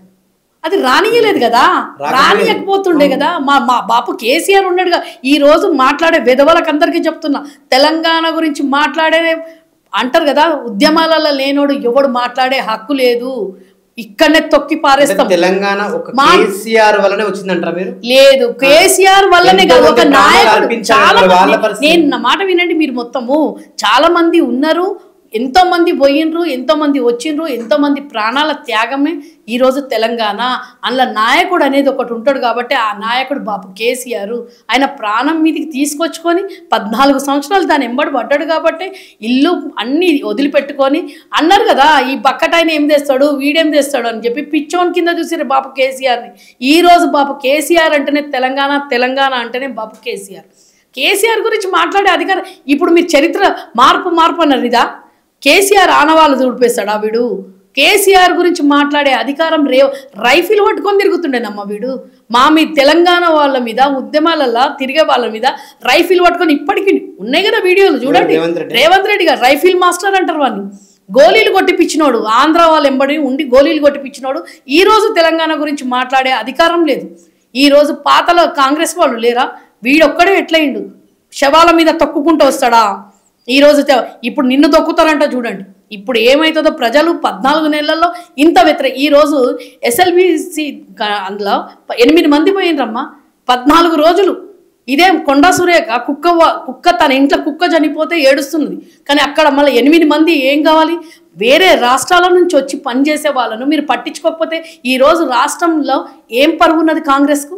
ఒకప్పుడు బాపు కేసీఆర్ మీరు అన్నట్టు లాక్డౌన్లో నేను నా ఏరియాలో ఉన్నప్పుడు మా దగ్గర అన్ని బహదూర్పుర, చందులాల్ బాల్దరి కంపెనీల నుంచి కార్మికులు వచ్చి పని చేసుకునే వాళ్లకు మేము బస్సులు పెట్టి ప్రతి పిఎస్ నుంచి 15 నుంచి 20 బస్సులు ప్రతిరోజు వాళ్ళకి భోజనము అన్నీ పెట్టి 500 రూపీస్ ఇచ్చి, ఇదే మా మునూరు కాపు సంఘంలో భోజనాలు పెట్టిపిచ్చి, ఇదే బాపు కేసీఆర్ డైలీ 1000 నుంచి 2000 మందిని మేము పంపిస్తున్నాం. ఎక్కడికి? స్టేషన్లో కూర్చోబెట్టి వాళ్ళకి భోజనం ఇచ్చి వచ్చిన రోజులు ఉన్నాయి. ఈ రోజు రేవంత్ రెడ్డి ఏం చేస్తున్నాడు? మళ్ళీ ఈ రోజు ఢిల్లీకి పోతున్నాడు. సిగ్గు శరం ఏమైనా ఉండాలి. 8 మంది వాళ్ళను ఏం తెలుసుకోకుండా వాళ్ళని లోపలికి పంపించినావు. 40 నుంచి 45 మంది వాళ్ళ ప్రాణాలు పోయి బయటికి వచ్చిన వాళ్ళు ఉన్నారు. 8 మంది వాళ్ళు అందులో ఏమైనట్టు స్కెలిటన్లు కూడా బయటికి వెళ్తే ఈరోజు కర్ణాటక నుంచి కుక్కలనేమో పిలిపించినట. కొండాసులు ఎవరు పట్టించుకుంటున్నారమ్మా? వాడొకడు పోయిండు, వాడు కోమటిరెడ్డి వెంకటరెడ్డి, వాడు ఏందో వాడు వేస్ట్ గాడు. ఆడపోయి వాటర్ అంటాడు, నీళ్ళు అంటాడు, వాడు ఫుల్ ఎప్పుడు ఉంటాడు. అసలు మినిస్టర్లకు కూడా అవగాహన లేని ప్రభుత్వము, అసమర్థత ప్రభుత్వం కాంగ్రెస్ ప్రభుత్వం. ఈరోజు మాట్లాడే అధికారం కాంగ్రెస్కు లేదు. బీఆర్ఎస్ పార్టీలో గతంలో గెలిచిన ఎమ్మెల్యే అందరూ కూడా బాగా ఎడ్యుకేటెడా? బాగా చదువుకున్న ఎడ్యుకేటెడ్ కాదు, కడుపు ఆకలి అని తెలుసుకునే వాళ్ళు ఉండాలి. బాగా ఎడ్యుకేటెడ్ ఉండి నువ్వు పొద్దున్న దాకా వానికి ఎండబెడితే ఏం లాభం అమ్మా? ఈరోజు రైతుకుని కూడా అసలు అసలు ఏం ఎడ్యుకేటెడ్? మాట్లాడే తెలివి లేదు. చాలా ఎడ్యుకేటెడ్ వాడే మాట్లాడతాడా? ఈరోజు ఊర్లలో పోయి మాట్లాడండి, పెద్ద మనుషులు మాట్లాడతారు. రేవంత్ రెడ్డిది 1 సెకండ్లో చెప్పేస్తున్నారు. ఎడ్యుకేటెడ్ ఉన్నవానికే తెలుస్తుందా రాజకీయము? ఎడ్యుకేటెడ్ ఉన్నవానికే జీవితకాలం ఎట్లా కష్టపడతారు, ఎట్లా రైతు ఎంత కష్టపడుతుండో తెలుసా వీనికి? నీళ్ళు ఎందుకు వదిలిపెడతలేడమ్మా? అంటే కాళేశ్వరంలోకి నీళ్ళు వదిలిపెడితే కేసీఆర్ పేరు వస్తుంది. కేసీఆర్ని తూడ్చేటోడు ఎవరు లేడు. కేసీఆర్ అంటే నేను చెప్తున్నా కదా, ఇప్పుడు చూడు మళ్ళీ వస్తున్నారు కదా, మళ్ళీ మా కేసీఆర్ దగ్గరికి వస్తున్నారు కదా. వాడు ఎంతైతే అన్నాడో అంత ఎగిసి పడుతున్నది. ఉద్యమం కన్నా ఎక్కువ ఎగిసపడి మళ్ళా బాపు కేసీఆర్ వస్తాడు ఉద్యమాల కన్నా. అంతే 2026లో మళ్ళీ కేసీఆర్ సీఎం పక్కా సీఎం. పక్కా సీఎం. మిగతా పార్టీలు ఏం కావాలి, బీజేపీ పార్టీ ఏం కావాలి, మిగతా పార్టీలు ఏం చేసిరని చెప్పి ప్రజలకు, మిగతా పార్టీలు ఏమున్నాయి మాకు ఆపోజిట్. నా మాట ఏడిగా ఏం చేసిందని బీజేపీ, ఇప్పటివరకు ఏం తెచ్చింది బీజేపీ? తెలంగాణ వచ్చిన తర్వాత బీజేపీ ఏం తీసుకొని వచ్చింది ఇప్పటి వరకు? బాపు 10 ఏళ్లలో అప్పుడు అన్నప్పుడు రేవంత్ రెడ్డి, నా మాట వినండి, అప్పుడేమో రేవంత్ రెడ్డి ఏం తెస్తలేరు, ఇప్పుడు సెంట్రల్ కింద ఏం తెస్తున్నావు, చోటాబాయ్ బడాబాయ్ అని కాలు మొక్కి మొక్కి వస్తున్నావు కదా, ఏం తీసుకొని వచ్చింది? ఇదే కిషన్ రెడ్డి ఏం తీసుకొచ్చిండు, ఇదే బండి సంజయ్ ఏం తీసుకొచ్చిండు, ఏం తీసుకొని వచ్చిండ్రమ్మా సెంట్రల్ నుంచి? ఇదే కరోనా పీరియడ్లో వరదలు వచ్చినప్పుడు మేము పురాణా ఫుల్లో ఉన్నామమ్మా, మొత్తం మునిగిపోయి కొన్ని వందల ఇండ్లు, వేల ఇండ్లు. ఇదే మా బాపు కేసీఆర్, మొన్న ఖమ్మంలో కూడా బాపు కేసీఆర్ పంపించిండు. ఇవన్నీ ఆవేదనతో ఎందుకు చెప్తున్నాం మేము? బాధపడ్డప్పుడు బాపు కేసీఆరే మమ్మల్ని ఆదుకున్నాడు. ఈ రోజు కూడా మళ్ళా కష్టాలలో ఆయననే ఆదుకుంటుండు. ఈ రోజులో కూడా హైడ్రా వస్తే కూడా వాళ్ళకి ఆదుకొని స్టే ఇప్పించిండు. ఈ మూర్ఖుల వీళ్ళ చేతిలో తెలంగాణ పెడితే మాకు ఇప్పుడు ప్రజలకు అందరికీ అర్థమైపోయింది. ఎవరి చేతిలో ఉంటే, కేసీఆర్ చేతిలో ఉంటే మళ్ళీ ఒక 20 కాదు కదా 50 సంవత్సరాల వరకు మళ్ళీ మా బీఆర్ఎస్ఏ ఉంటుంది ఇక్కడ. ఇప్పుడు అర్థమైపోయింది ప్రజలకు అనేది ఎంతవరకు వాళ్ళని మోసం చేయాలనో అంత మోసం చేసి కేసీఆర్ వీడొచ్చిండు రేవంత్ రెడ్డి, అయిపోయింది. 2026 ఎలక్షన్స్లో ఏదైతే స్టేట్మెంట్ గతంలో ఇచ్చినటువంటి కేసీఆర్ దళితుల్ని సీఎం చేస్తా, లేకుంటే బీసీనైనా సీఎం చేస్తాడా? దళితుల్ని సీఎం చేయడము, బీసీని సీఎం చేయడం పక్కన పెట్టి ప్రజలు మాత్రం కోరుకునేది బాపు కేసీఆర్. బాపు కేసీఆర్నే కోరుకుంటారు. ఎందుకంటే మళ్ళీ దళితుని చేయడము, మళ్ళీ బీసీని చేయడం పక్కన పెడితే ఇప్పుడు సమక్షం అంటే ఒక 10 సంవత్సరాలలో ఆయన ఎంతో కష్టపడి తెలంగాణను ఒక బంగారు తెలంగాణగా తీర్చిదిద్దిండు. ఈ 14 నెలల్లో దాన్ని మొత్తం సర్వనాశనం చేసిండు రేవంత్ రెడ్డి. ఎంత కష్టపడైతే ప్రతి ఒక్కరికి ఫస్ట్ నీళ్లు, నిధులు, నియామకాలని చెప్పేసి పెట్టుకున్నాడు. నీళ్లు ఫస్ట్ తీసుకొచ్చిండు. కరువు కాటకాలలో ఉంటుండేనమ్మా ఒకప్పుడు తెలంగాణలో. ఇదే సమ్మర్ వచ్చిందంటే పల్లె నుంచి, పట్నం నుంచి పల్లె వరకు ట్యాంకర్లు వస్తుండే, మనకు నీళ్లు ఉండకపోతుండే తాగడానికైనా. ప్రతి మహిళ బిందెలు పట్టుకొని తిరిగేది. పట్టణంలలో తక్కువైనా కానీ పల్లెటూర్లలో అయితే కొన్ని కిలోమీటర్ల వరకు నడుచుకుంటూ పోయి నీళ్లు తీసుకొని వచ్చింది. అట్లాంటిది ఇప్పుడు ఈరోజు తెలంగాణ పోయిన సంవత్సరం వరకు కూడా మండు టెండలలో కూడా పిల్లలు ఈతలు కొట్టుకొని పొలాలలో నీళ్లు పోయి పంటలు కూడా ఒకప్పుడు 1 లక్ష ఏదో ఉంటే ఇప్పుడు 3,50,000 హెక్టార్ల పంట పండుతుంది. అయితే ఇదే మోదీ ఇది ఒక జోక్ లాగా తీసుకొని వాళ్ళు అసలు నిజంగానేనా అని ఢిల్లీ నుంచి వచ్చి చూసుకున్న వాళ్ళు కూడా ఉన్నారు. ఈరోజు తెలంగాణ నంబర్ 1 ఉండే, కానీ ఈ 14 నెలల నుంచి తెలంగాణలో రైతులు మళ్ళీ అదే రక్తం కన్నీళ్ళు. నిన్న మీరు ఒకటి చూడండి, జగిత్యాలలో రైతు నీళ్లు లేక ఎంతగానం ఘోరంగా ఏడుస్తుందంటే ఆయన పక్క పెట్టి గత మినిస్టరు మన జగదీష్ అన్న ఆయన కూడా తన కాన్స్టిట్యున్సీలలో నీళ్ళు వదిలిపెట్టుండ్రి, దండం పెడతామయ్యా నీళ్ళు వదిలిపెట్టుండ్రి అని అడుగుతుంది. ఇదే హరీష్ అన్న అడిగితే నిన్న ఉత్తమ్ కుమార్ రెడ్డి నిన్ననో మొన్ననో తన ఊరికి నీళ్ళు అంటే అట్లాంటి పరిస్థితిని తీసుకొని వచ్చిండ్రు కాంగ్రెస్ గవర్నమెంట్. కాంగ్రెస్ అంటేనే కరువు కాటకాలల్లో తీసుకుపోయే గవర్నమెంట్ అని చెప్పేసి ప్రజలు మళ్ళీ యథాస్థితికి తీసుకొని వచ్చిండు. మళ్ళీ దీన్ని మళ్ళా అంటే అంటారు కదా, మళ్ళా అభివృద్ధిలో తీసుకురావాలంటే మళ్ళీ టైం పడుతుంది. మళ్ళీ మా బాపు కేసీఆరే రావాలి. బాపు కేసీఆర్ వస్తేనే మళ్ళీ తెలంగాణ అనేది సురక్షితంగా తండ్రి పిల్లలను ఎట్లయితే చూసుకున్నాడో బయటికి వెళ్ళకుండానమ్మా, మేము బయటికి రాకుండా పల్లె నుంచి పట్టణాల వరకు ప్రజలు ఎవరు బయటికి రాలేదు.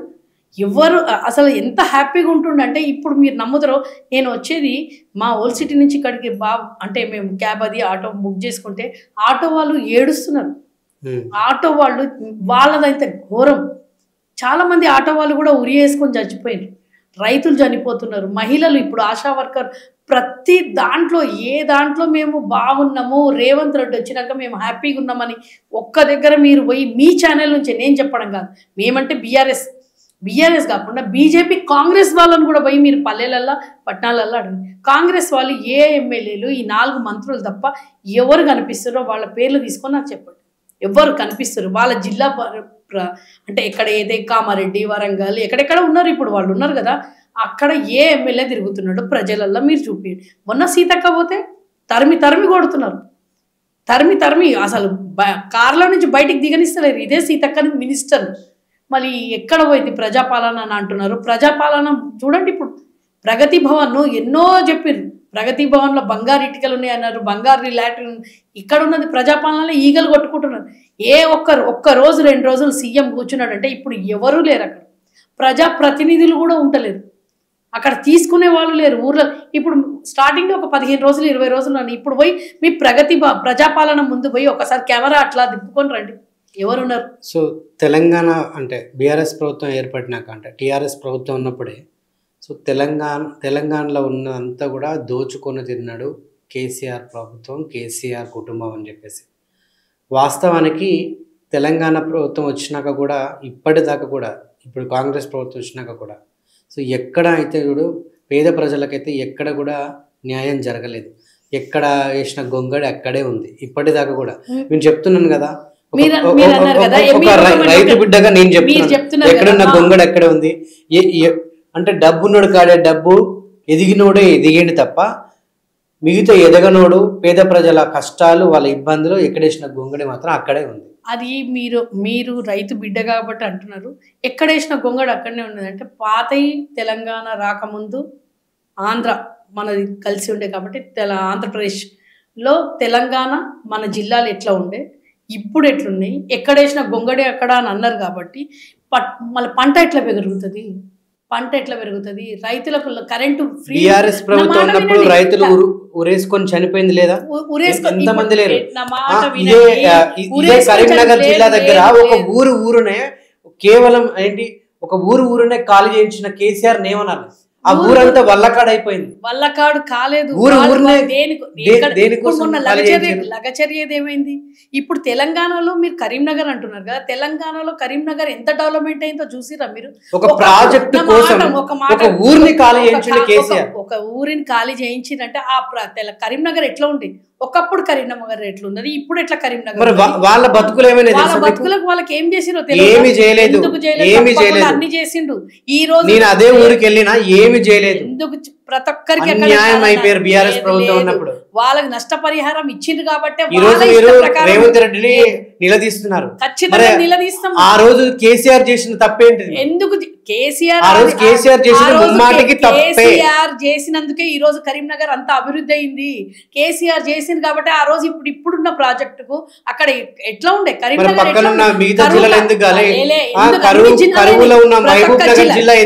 మహబూబ్ నగర్ నుంచి బయటికి వలసకు పోతుండే. ఈ రోజు మహబూబ్ నగర్ నుంచి వలసకు పోతుర్రా? మన దగ్గరికి వలసకు వచ్చి ఎవరు మీరు చెప్పుకుంటున్నారు, మీరు అనేది అక్కడ మహబూబ్ నగర్ లో ఒకప్పుడు ఎట్లా ఉండే మహబూబ్ నగరు, బతకడానికి పోతుండే. ఎన్ని ఫ్యాక్టరీస్ వచ్చినాయి, ఎంతమంది అక్కడ ఎన్ని అబ్బాయినాయి, గురుకులాలైనాయి, పిల్లలు, ప్రతి జిల్లా అభివృద్ధి అయింది. తెలంగాణ అభివృద్ధి కాలేదు అనే మాట చాలా తప్పు, చాలా అంటే చాలా తప్పు. ఎందుకంటే తెలంగాణ అభివృద్ధి అయింది కాబట్టి ఈరోజు తెలంగాణ నంబర్ 1లో ఉన్నది. భారతదేశంలో తెలంగాణ నంబర్ 1 ఉన్నది. నీళ్లు లేకపోతుండే, నీళ్లు అసలు మహబూబ్ నగర్ ఒకసారి పోయి మీరు చూడండి, పాతవి చూసి ఇప్పుడు చూడండి, రోడ్లు ఉంటుండేనా? ఎట్లా ఉండే మహబూబ్ నగర్లో నడవడానికి రాకపోతుండే, బస్సులు ఎట్లుంటుండే, బస్సులు ఉండేనా? అసలు ఏమీ లేకుండే.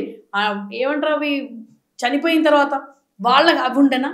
అసలు ఏం లేదు. ప్రతి దాంట్లో ప్రతి ఒక్కటి బాబు కేసీఆర్ ఆయన అంటే మేము చెప్పుకోవడానికి కాదు, తెలంగాణ ముఖ చిత్రమే చేంజ్ చేసిండు బాబు కేసీఆర్. ఇప్పుడు ఏం చేస్తారు 14 నెలల్లో? మీరు పోయి చూడండి ఒకసారి, కాంగ్రెస్ గవర్నమెంట్ ఏం డెవలప్మెంట్ చేసింది? 1,40,000 కోట్లు ఎట్లయింది అప్పు? మళ్ళీ అప్పులు ఎట్లయినాయి? ఏ సంక్షేమ పథకానికి ఉపయోగించారు కాంగ్రెస్ గవర్నమెంట్? అది చూపించమని చెప్పండి. ఇప్పుడు అప్పులు చేస్తున్నాడు కదా, అప్పులు చేసి ఏం చేస్తున్నాడు? ఏ పథకానికి పెడితే ఒక బస్సు తప్ప ఇంకా వేరేది ఏమి లేదు. ఏమి ఇస్తున్నాడు? ప్రజలు ఇప్పుడు ఎన్నో ఛానల్ అయిపోయినాయి, మన ఛానలే కాదు, మీరు ప్రజల్లో పోయి అడగండి. ఏమనంటే బీఆర్ఎస్ వాళ్ళు మాట్లాడుతున్నారు అని కాదు, బీఆర్ఎస్ కాకుండా మీరు ప్రజలలో పోయి మాట్లాడితే ప్రజలు చెప్తున్నారు, బండ బూతులు తిడుతున్నారు రేవంత్ రెడ్డిని.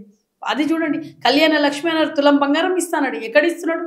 ఇప్పటివరకు 2 నుంచి 3 లక్షల మందికి అయిపోయింది కదా. రైతు బంధు కూడా 15,000 ఇస్తారు. ఎక్కడిచ్చిండు? 15,000 పక్క కొట్టి 15 రూపాయలు ఇవ్వలేదు. వాళ్ళ ముఖం మండ అని చెప్పేసి తిడుతున్నారు మహిళలు. 2,500 ఇస్తాడు. 2,000 నుంచి 4,000 పెన్షన్ చేస్తున్నాడు. ఎవరికి ఇస్తున్నాడు? 14 నెలల్లో 4,000 పెన్షన్ ఇచ్చిండా? దాఖలాలు ఉన్నాయా ఎక్కడన్నా? ఇవన్నీ ఎక్కడ పోయినాయి అమ్మా? ఇప్పుడు మీరు కేసీఆర్ కన్నా మంచి చేయాలి, మార్పు అని అన్నారు కాబట్టి ప్రజలు మిమ్మల్ని నమ్మిండ్రు. 14 నెలల్లోనే మళ్ళీ కేసీఆర్ కావాలంటున్నారు. ఎందుకు కావాలంటారు? అభివృద్ధి లేనిది ఏం చూడండి కేసీఆర్. 14 నెలల్లో అభివృద్ధి ఉంటుందా? మళ్ళీ ఎందుకు చెప్పిండు? ఉంటదా? అభివృద్ధి లేకున్నా కానీ తను చెప్పిన సంక్షేమ పథకాలు ఎక్కడ పోయినాయి? అభివృద్ధి అయితే తెలంగాణ మొత్తం అయిపోయింది. ఎప్పుడు ఇస్తాడు? ఇంకెప్పుడు ఇస్తాడు? మనుషుల ప్రాణాలు పోయినాక ఇస్తాడా? చెప్పుతో కొడతామంటున్నారు. అంటే ఆయనకు ఢిల్లీకి పోవడానికి 37 సార్లు 38 సార్లు టైం ఉన్నది. ప్రజలలో పోయి ప్రజల సంక్షేమ పథకాలు. ఈ రోజు కొత్త ఇన్ఛార్జ్ వచ్చింది ఆమె, ఈ రోజు మీటింగ్ ఉన్నది వాళ్ళ కాంగ్రెస్ వాళ్ళదే, కొత్త ఇన్ఛార్జ్ వచ్చింది. ఇదే దీపాదాస్. ఎంతమంది దగ్గరికి నుంచి ఎన్ని తీసుకున్నారు? ఒక్కొక్క ఎమ్మెల్యేకి ఎంత తీసుకున్నారు, ఒక్కొక్క ఎంపీకి ఎంత తీసుకున్నారు, వాళ్ళే బయటపడుతున్నాయి. ఈ రోజు మీటింగ్ ఉన్నది, క్యాబినెట్ మీటింగ్ నిన్న పెట్టి ఇదే మా 42%కు క్యాబినెట్ మీటింగ్లో ఆమోదం తెలిపినారు. మీరు ఎట్లా మాట్లాడుతున్నారు అంటే కాంగ్రెస్ ఏదో వచ్చి 50 సంవత్సరాలు ఉన్నప్పుడు ఏం బీకిండ్రు, ఈ 14 ఏళ్ళలో ఏం బీక్తారు వాళ్ళు? ఏమీ లేదు, గుండు సున్నా. ఎంపీలు కూడా గుండు సున్నా అయిపోయింది. వేరేలో అన్నాడు గుండు సున్నా అని. ఇప్పుడు ఆయన ఏం చేసిండు?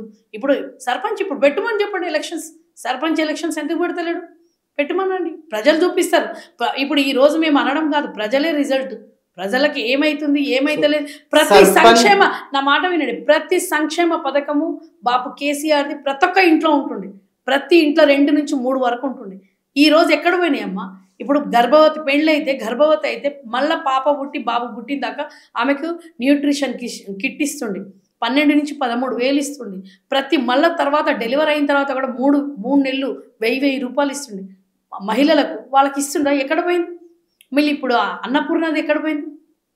అన్నపూర్ణ ఫుడ్ 5 రూపాయల ఫుడ్ ఎక్కడన్నా కనిపిస్తుందా మీకు? కరోనాలో అయితే 3 ఏళ్ళు బాపు కేసీఆర్ ఫ్రీగానే పెట్టిండు. అది ఎక్కడ పోయి? ఈ సొమ్ము కూడా మళ్ళీ రేవంత్ రెడ్డి బ్యాగులు నింపుకుంటుండా? ఈ సొమ్ము అయినా మా సొమ్ము అయినా కానీ బ్యాగులు నింపుకుని మాకు పెట్టిండు. రేవంత్ రెడ్డి ఒక బ్రోకర్, వాడు బ్రోకర్ కాబట్టి ఢిల్లీకి తీసుకుపోయి వానికి ఇస్తున్నాడు. రేవంత్ రెడ్డి బ్రోకర్ అయితే కేసీఆర్ ఏంటి? ఈ కేసీఆర్ గురించి మాట్లాడే అధికారం లేదు, నాలుక కోసి పారేస్తారు. మాట వినండి, కేసీఆర్ గురించి మాట్లాడితే మాత్రం నాలుక కోసి పారేస్తా. కేసీఆర్ ఏదైతే ఉన్నా గానీ ప్రజలను బయటికి తీసుకొని డైరెక్ట్ స్టేజ్ మీద కేసీఆర్ ని బ్రోకర్ అన్నాడు అంటాడు. వాడు వేస్ట్ గాడు కాబట్టే, తెలంగాణ ఉద్యమంలో లేడు కాబట్టే ఈ రోజు రేవంత్ రెడ్డి ఇష్టం మేమంటున్నాం. ఈ రోజు ప్రజలు అంటున్నారు రేవంత్ రెడ్డి అన్ని తిట్లు, ముఖ్యమంత్రి అనే స్థాయికి దిగజారిన వేస్ట్ గాడు వాడు. ఈ రోజు రేవంత్ రెడ్డికి ముఖ్యమంత్రికి చేతులు ఎత్తి దండం పెట్టే పరిస్థితి ముఖ్యమంత్రి ఇచ్చిండ్రు. ప్రజలు ఇప్పుడు చెప్పుతాను కొడుకు, వాళ్ళు చెప్పుతాను వాళ్ళే కొట్టు. కాంగ్రెస్ కార్యకర్తలు కొట్టుకుంటారు, ఎమ్మెల్యేలు కొట్టుకుంటారు, ఎంపీలు కొట్టుకుంటారు, బయటికి పడతలేరు.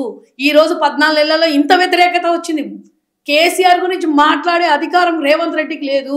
ఈ రోజు మమ్మల్ని బయటికి అరే ఏందమ్మా, గరీబోలను మాట్లాడు, మిడిల్ క్లాస్ వాళ్ళని కాదు, గరీబోలు వాళ్ళు ఆ రోజు పని చేసుకొని తినేటోళ్ళకు కూడా ఏడుపు, రక్తము, కన్నీళ్ళు. ఆడపిల్లలకు ఫీజులు కట్టుకోలేక గురుకులాల ఎట్లా పనిచేస్తారమ్మా? 70 మంది చనిపోయినారు. ఎవరు పోవాలి? ఒక్క మినిస్టర్ పోలే, ఒక్క ఎమ్మెల్యే పోలే వాళ్ళ దగ్గరికి. ఎవరు పోవాలి? వాళ్ళు మొత్తం గురుకులాలలో చూడండి మీరు. పిల్లలు మొన్న కూడా పిల్లలు మొత్తం అసలు గురుకులాలను దిగజార్చిండు. దాని ఏమంటే మెడికల్ కాలేజీలు కట్టించిండు. ఎంతమందికి అమ్మా? ఒక్కొక్క గరీబ్ వాళ్ళ పిల్లలకు స్టేట్ ఫస్ట్ వచ్చిన వాళ్ళకు 30 నుంచి 40 లక్షలు ఖర్చు పెట్టి అమెరికా ఎక్కడంటే అక్కడికి పంపించిండు. ఇవన్నీ చేయి, నువ్వు ఇవన్నీ చేసి మాట్లాడు. కేసీఆర్ కన్నా మంచి చేయమనే కదా ప్రజలు ఇచ్చిర్రు నీకు అధికారము. నువ్వేమో వేస్ట్గా నువ్వు మళ్ళీ అదే చెత్తకుండి మీద తిరుగుతున్నాడు కదా. కుక్కను తీసుకొని సింహాసనం మీద పెడితే కుక్క సింహాసనం మీద కూర్చోదు. సో ఇదే బీఆర్ఎస్ ప్రభుత్వం ఉన్నప్పుడు ఇదే గురుకులాల్లో ఎంతో మంది పిల్లలు రేపుకు గురయ్యారు. అది కూడా అమ్మ రేపు కనకండి, దిశ కేసులో బాపు నా మాట వినండి. ఎప్పుడు ఏ రోజైతే ఇదే విద్యార్థులు అవుతుంది క్రైమ్, ఇదే విద్యార్థులు గ్రూప్ 1 గ్రూప్ 2 అనౌన్స్మెంట్ చేయలేదని ఆత్మహత్యలు చేసుకున్నారు. గ్రూప్ 1 గ్రూప్ 2 అది ఆత్మహత్య చేసుకుంది. వాళ్ళ మన అంటారు కదా, స్థితి బాగలేక వాళ్ళు చేసుకున్నా గానీ వాళ్ళ ఇంటికి పోయి మళ్ళీ మాట్లాడింది. చదువుకున్నాడు ఇప్పుడు చదువుకున్నాడు ఏం చేయాలి? వ్యవసాయం రైతును రాజును చేసిండు. ఇప్పుడు ఏం చేస్తున్నారు? మీరు నేను మాట్లాడి దిశ కేసు క్రైమ్ ఎంత పెరిగింది?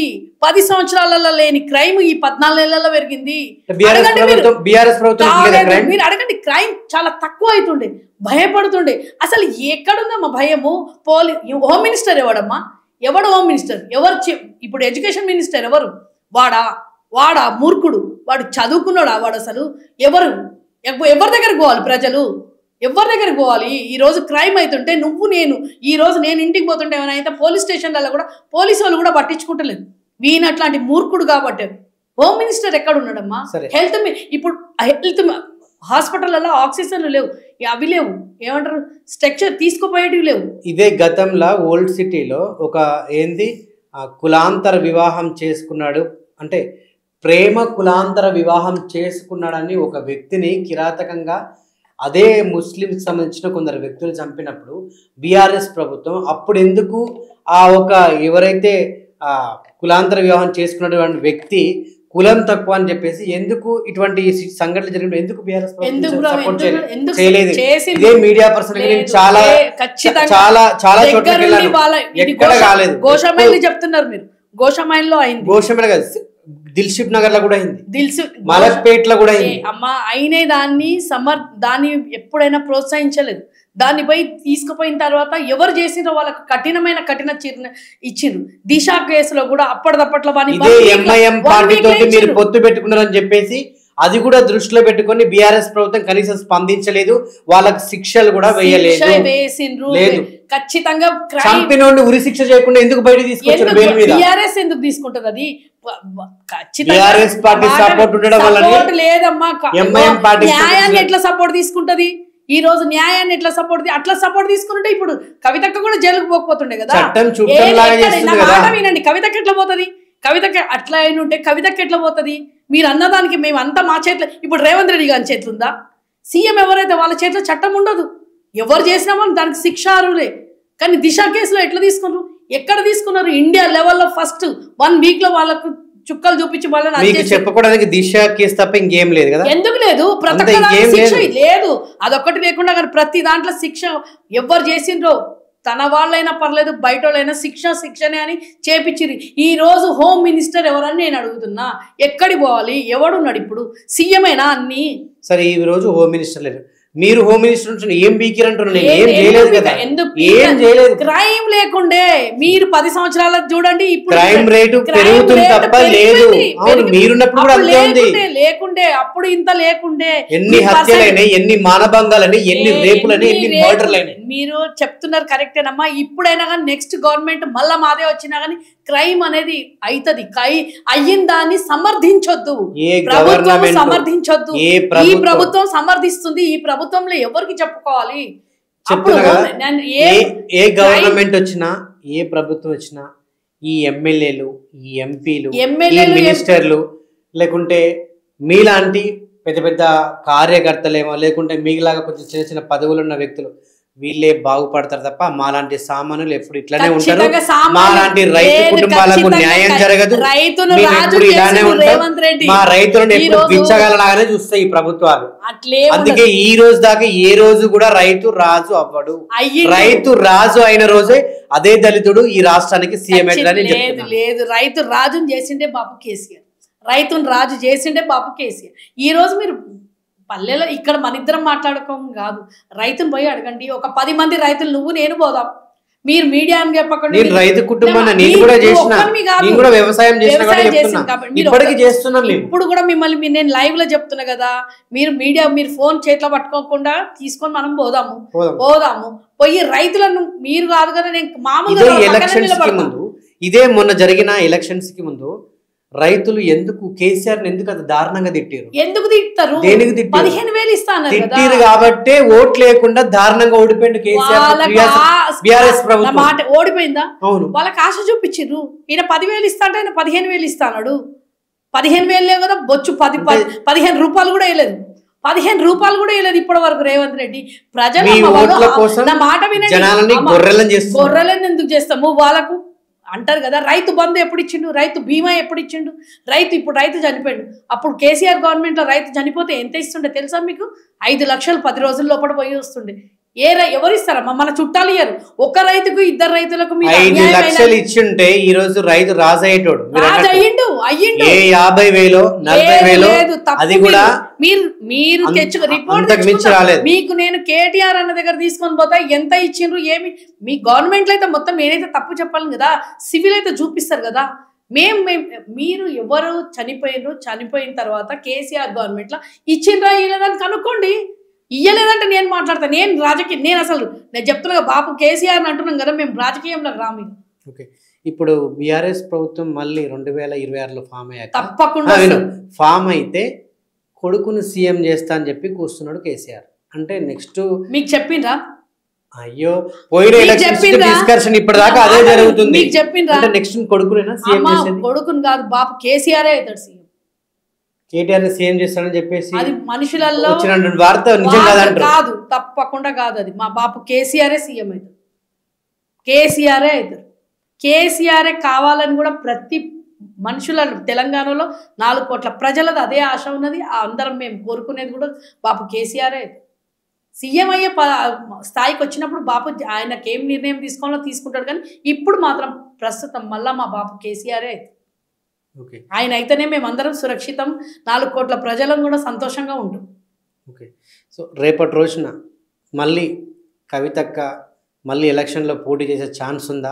ఒకవేళ ఎలక్షన్లో పోటీ చేస్తే కనీసం మొన్న పడ్డ ఓట్లైనా పడతాయా? అసలు పడవా? ఎందుకంటే మనం చేసిన పెద్ద స్కామ్కి మళ్ళీ ఇవే స్కామ్ చేస్తా అని చెప్పేసి జనాలు ఓట్లు లేకుండా భయపడతారేమో అని నేను అనుకుంటున్నాను. స్కామ్ అది పూర్తి కాలేదు. మీకు మళ్ళీ ఇంకోసారి చెప్తున్నా, స్కామ్ ఇప్పుడు చాలామంది ఇప్పుడు అంటారు కదా, అది న్యాయపరంగా కోర్టు నుంచి వచ్చిన తర్వాత ఇది స్కామ్ అయ్యిందంటే మనం మాట్లాడాలి. ఆ కేసు పూర్తి కాకముందే మనము అంటారు కదా, నిర్దోషిని దోషి అనడం చాలా తప్పు. అట్లా అని చెప్పేసి ఆమెను తీసుకుపోయి అక్కడ కూర్చోబెట్టారు.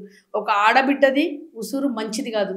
ఎవరైతే చేసిండ్రో ఇప్పుడు వాళ్ళు కూడా అనుభవిస్తారు. ఇప్పుడు ఈరోజు కేసీఆర్ను టార్గెట్ చేసి కేసీఆర్ చెప్పినట్టు వినలేదు కాబట్టే కవితక్కను టార్గెట్ చేసి అందులో ఇరికిచ్చిండ్రు. అది పూర్తి కాకముందు దాని గురించి మాట్లాడుకోవడం కూడా తప్పు. కానీ ప్రజలలో ఎంత క్రేజ్ ఉండాలో దానికి 10 ఈరోజు మళ్ళా మా కవితక్క పుంజుకున్నది. కవితక్క గారి ఉసురు ఎవరికి తగులుతుంది అనుకుంటున్నారు? ఎవడు చేసిండు? ఎవరైతే లోపటేపించిండ్రో కవితక్క ఉసురు కాదు, ఈ మన తెలంగాణ ఆడబిడ్డల అందరిది ఉసురు తగ్గుతుంది. ఎందుకంటే మాకందరికి బాధ అనిపించింది. ఎందుకంటే ఏం చెయ్యను ఆమెను తీసుకుపోయి వేయడము, అది కూడా మహిళ అని తెలిసిన తర్వాత కూడా ఆమెకు బెయిల్ రాకుండా చెయ్యడం కూడా చాలా. ఎందుకంటే వాళ్ళ ఇంట్లో కూడా ఆడబిడ్డలు ఉంటారు, వాళ్ళ ఇంట్లో కూడా ఉన్నారు. ఎవరైతే చేపించినో వాళ్ళ ఇంట్లో కూడా ఉంటారు. కాబట్టి ఆ బాధ అనేది తెలుసు. కాబట్టి ఈరోజు నేను అంటున్నా, ప్రూఫ్ కాకముందు మనం చెప్పడం, న్యాయం నుంచి ఎవరు తప్పించుకోరు. ఈరోజు కూడా నేను అదే చెప్తున్నా, న్యాయపరంగా చేసింది చెయ్యండి తెలిసి అయిపోయిన తర్వాత మనం మాట్లాడుకుంటే బాగుంటుంది. కానీ ప్రజలలో ఈరోజు కవితక్క కూడా ప్రతి ఆడవాళ్ళలో గుండెలలో ఉన్నది. ఆమెను స్ఫూర్తి తీసుకొని మేము ఈరోజు ఉన్నాం. ఆమెను స్ఫూర్తి తీసుకొని ఈరోజు ఇక్కడ వరకు వచ్చి ఇంత ధైర్యంగా మేము మాట్లాడగలుగుతున్నాం. తెలంగాణ ఉద్యమాలలో అంటారు కదా, ఉద్యమకారుని బిడ్డ కాబట్టి ఆమెను మేము చాలా, నాకైతే కవితక్క అంటే ప్రాణం ఆమె అంటే. ఎందుకంటే ఒక మహిళకు ఎంత ధైర్యం ఇస్తుందంటే, నువ్వు ఏంది కాదు, ఎట్లా ఉన్నావు అనేది కాదు, నేనున్నాను అనేది ఒకటి చెప్తుంది. పోయిన ఆ మహిళలను కూడా చాలా అంటే చాలా, అసలు ఎట్లా అంటే మేము ఎంబడున్న వాళ్ళం కాదు, ఏదో కొత్తగా వచ్చిన వాళ్ళని కూడా తిన్నవా అమ్మ, తినాలి, వచ్చిన వాళ్ళకు తినడము, ఆమె ఎంబడి ఉంచుకోవడం. కవితక్క గురించి ఇంత గొప్పగా మాట్లాడుతున్నారు. లిక్కర్ స్కామ్ కేసులో మీకైనా వాటా ఇచ్చిర్రా? లిక్కర్ స్కామ్ కేసులో అది పూర్తి కాలేదు. మీకైనా వాటా దొరికింది? రేవంత్ రెడ్డి గారు బ్యాగులు మోసేటోళ్ళకి ఎవరికైనా ఏమైనా వాటా ఉన్నదా? లిక్కర్ స్కామ్ కేసులో అట్లాంటివి చెయ్యలేదు కాబట్టి చెప్తున్నా. ఆమె కూడా నిజం చెప్తాం, కవితక్క లిక్కర్ స్కామ్ కేసులో ఎంతమందికి వాటా ఇచ్చింది? అసలు మాట వినండి, అట్లాంటి వాళ్ళమైనా ఈ రోజు వచ్చిన స్టూడియోకి వచ్చి ఇంత ధైర్యంగా మీ ముందు మాట్లాడకపోతుంటే, ఒకవేళ ఆ స్కామ్ లో కూడా మేము చెప్తున్నాం కదా, అక్క ఉన్నా మేము చాలా ధైర్యంగా మోదీతో కలిసిపోతుండే. మీరు చెప్పే మా దానికి మోదీతో కలిసిపోతుండే, జైలుకి పోవాల్సిన పని ఉండకపోతుండే. అంటారు కదా, వాషింగ్ పౌడర్ నిర్మా ఇవన్నీ చేస్తే ఇప్పుడు ఈటల రాజేందర్ ఎందుకు లేదు ఆయన కేసు?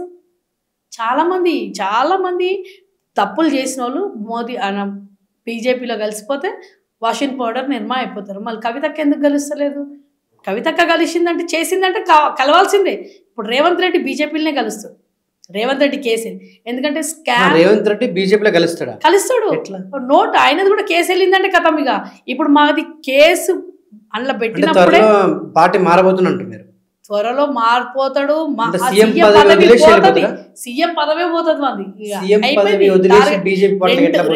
రెండేళ్లదే ఆయనది, రెండేళ్లదే. తర్వాత కథం అయిపోయింది. ఇప్పుడు మా కర్ణాటకలో ఎట్లా ఉన్నదో ఈయనది కూడా అంతే.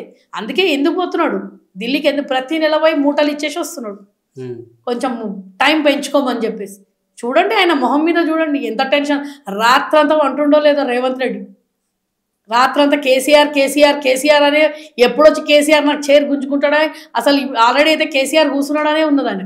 ఎందుకంటే హరీష్ అన్న అంటుండు కదా, ఎస్ఎల్బిది అది అయితే హరీష్ అన్నను పట్టుకొని అంటున్నాడు, మీరేం చేస్తారు, నువ్వు దుబాయ్లో ఉన్నావు కదా అంటుండు. మా అంటే ప్రభుత్వంలో మేమున్నామా మీరున్నారా అని హరీష్ అన్న చెప్పుతో కొట్టినట్టు చెప్పిండు కదా, అట్లాంటి ప్రభుత్వం రేవంత్ రెడ్డి.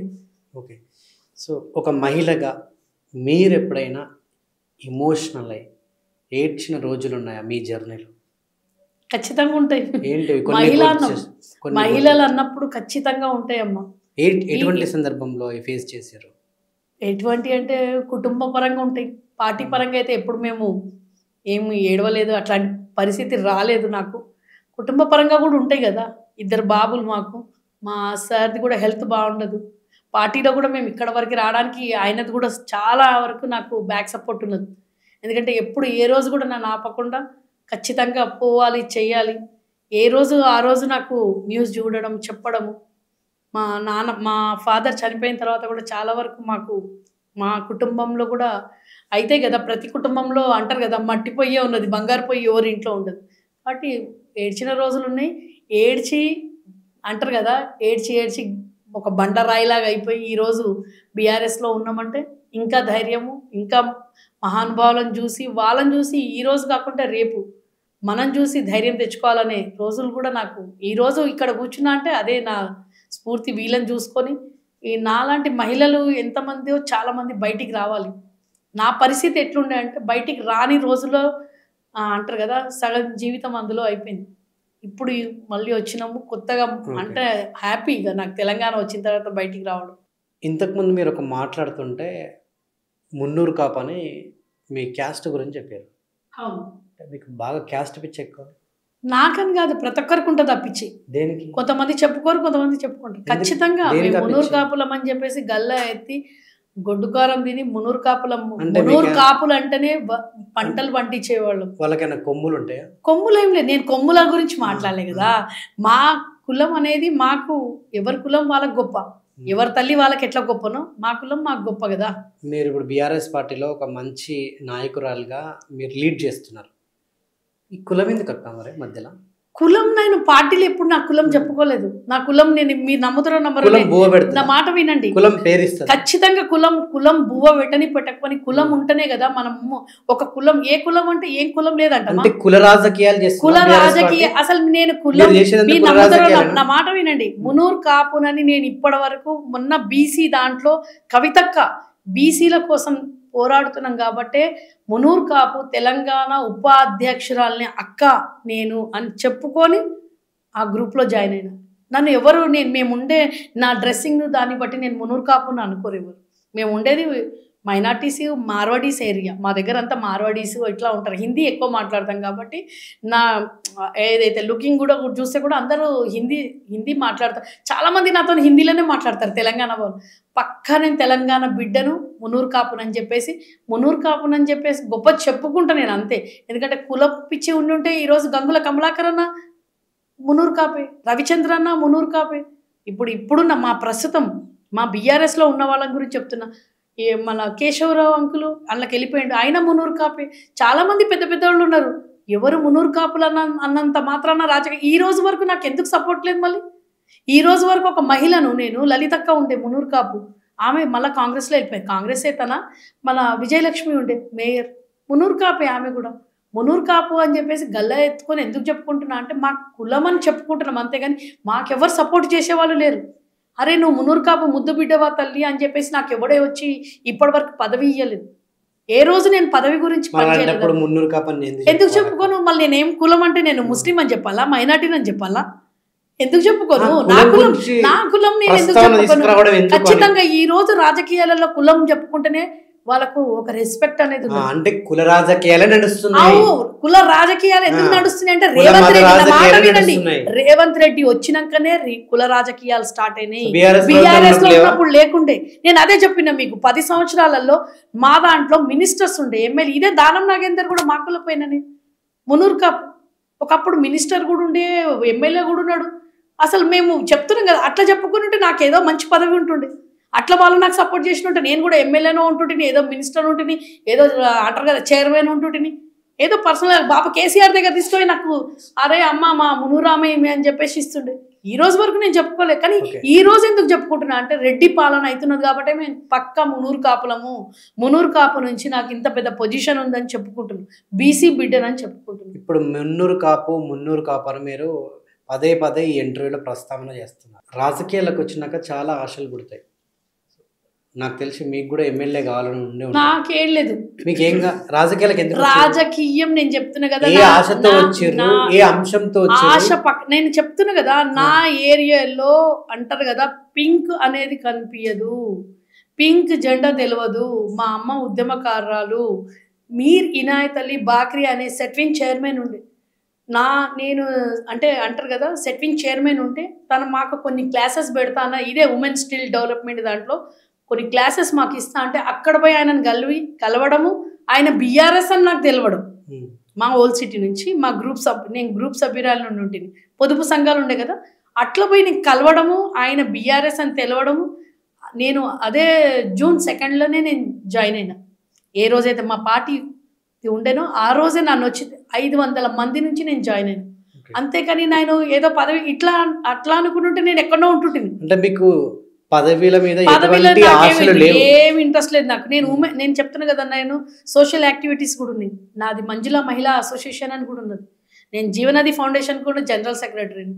అనాథాశ్రమాలు దాంట్లోకి నేను మక్కా మస్జిద్లో పోయి ఇఫ్తారీ ఇస్తా. మతపరంగా కూడా నాకు పిచ్చి ఉన్నదని అన్నంత మాత్రాన నేను వేరే మతాలను ద్వేషించేదాన్ని కూడా కాదు.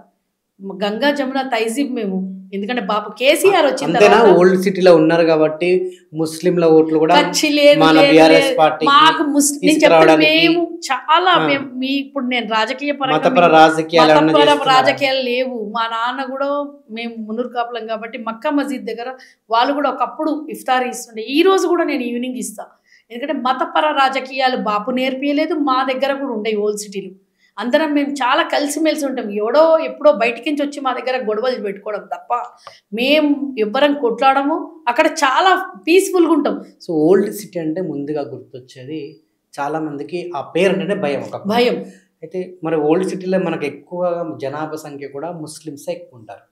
సో హిందువుల డామినేషన్ చాలా తక్కువ ఉంటుంది, ఎందుకంటే ముస్లింల డామినేషన్ ఎక్కువ లేదు. సో బయటికి వచ్చినప్పుడు ఇక్కడ ముస్లిం ఎక్కువ కనబడుతుంది, కానీ ముస్లింలకి హిందువులకి సరిగా పడకపోతుంటే హిందూ ముస్లిం గొడవలు ఎక్కువ అవుతుంటాయి ఒకప్పుడు. సో అటువంటి జరిగినప్పుడు, అటువంటి చూసినప్పుడు అంటే ఆ టైంలో ఏమనిపిస్తుంది? ఆ టైంలో మేము చిన్నగా నుండి మా అమ్మ కర్ఫ్యూ కావాలని దేవుని మొక్కుకుంటుంటుంది. నేనైతే స్కూల్ హాలిడేస్ 1 వీక్ హాలిడే ఉంటుండే, వినాయక చవితి వస్తే హాలిడే, దసరా వస్తే హాలిడే. సో సంపకుండా అప్పుడు మేము చిన్నప్పుడు చెప్తున్నాం కదా, ఒకలాంటి హ్యాపీనెస్ ఉంటుండే. కొంచెం పెద్దగా అయిన తర్వాత కర్ఫ్యూ అంటే భయం. అసలు 2 రోజులు 3 రోజులు తిండి కూడా ఉండకపోతుండే, కర్ఫ్యూ అయిపోతుంది, బయటికి వెళ్ళకపోతుంటాం కదా. చిన్నప్పుడు బయటికి పోవాలన్నా కానీ మొత్తం పోలీస్. మేము చిన్నప్పుడు సంగతి చెప్తున్నా కాబట్టి ఒక 30 years బ్యాక్ సంగతి చెప్తున్నాను నేను. అప్పుడు చాలా ఇదే మళ్ళీ మీరు అన్నదానికి మంచి ఉదాహరణ. తెలంగాణ వచ్చిన తర్వాత మాకు కర్ఫ్యూ అంటే ఏందో తెలియదు. ఎప్పుడు చూసినామంటే ఇదే లాక్డౌన్లో చూసిన నేను. లాక్డౌన్ అంటే కర్ఫ్యూ గుర్తొచ్చింది. ఒకప్పుడు కర్ఫ్యూలో మేము ఎట్లా ఉంటుంటామో లాక్డౌన్లో నేను 1000 మందికి భోజనాలు పెట్టేదాన్ని తమ్మి. ఎందుకంటే బాపు కేసీఆర్ ఇదే GHMC నుంచి హరే రామ హరే కృష్ణ నుంచి మాకు అన్నపూర్ణ ఫుడ్ పంపిస్తుండే. మా ఏరియాలో మార్నింగ్, మధ్యాహ్నము, నైట్ మిగిలింది మళ్ళీ ఆటో పెట్టుకొని నేను మొత్తం ఓల్డ్ సిటీ తిరిగి పెట్టేదాన్ని. అయితే గతంలో చూసుకుంటే ఓల్డ్ సిటీలో ముస్లిం డామినేషన్స్ ఎక్కువ ఉండేవి. ఈ యొక్క ఇప్పుడు లేదు కుల మతాంతర గొడవలు హిందూ ముస్లిమ్స్ ఎక్కువ ఉంటుండే. అయితే ఎప్పుడైతే అక్కడ రాజాసింగ్ ఏదైతే ఆ నియోజకవర్గాలు గెలిచిన దగ్గర నుంచి ఓల్డ్ సిటీలో ఆ హవా కొంచెం తగ్గింది. బీజేపీ పార్టీ వచ్చిన కాంచి రాజాసింగ్ కొంచెం ఎదురు వెళ్ళడం, వాళ్ళకి అంటే విమర్శకి ప్రతి విమర్శ అన్నట్టుగా. అసలు మీకు రాజాసింగ్ గురించి తెలుసా? సో ఆయన రాజాసింగ్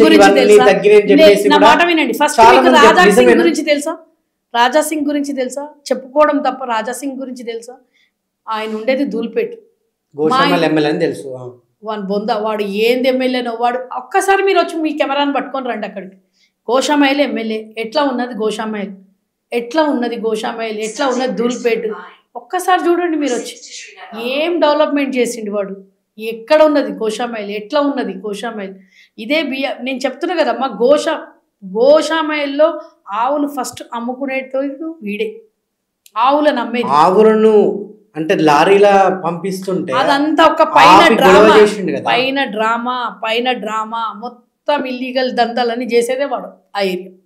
ఓపెన్గా ఈ కెమెరా ముంగడి చెప్తున్నాను నేను, మొత్తం రాజాసింగే చేస్తాడు. ఎక్కడ డెవలప్మెంట్, ఎన్నిసార్లు అయింది ఇప్పటికి ఎమ్మెల్యే వాడు, ఎట్లా ఉన్నది ఆ ఏరియా ఒకసారి వచ్చి చూడండి.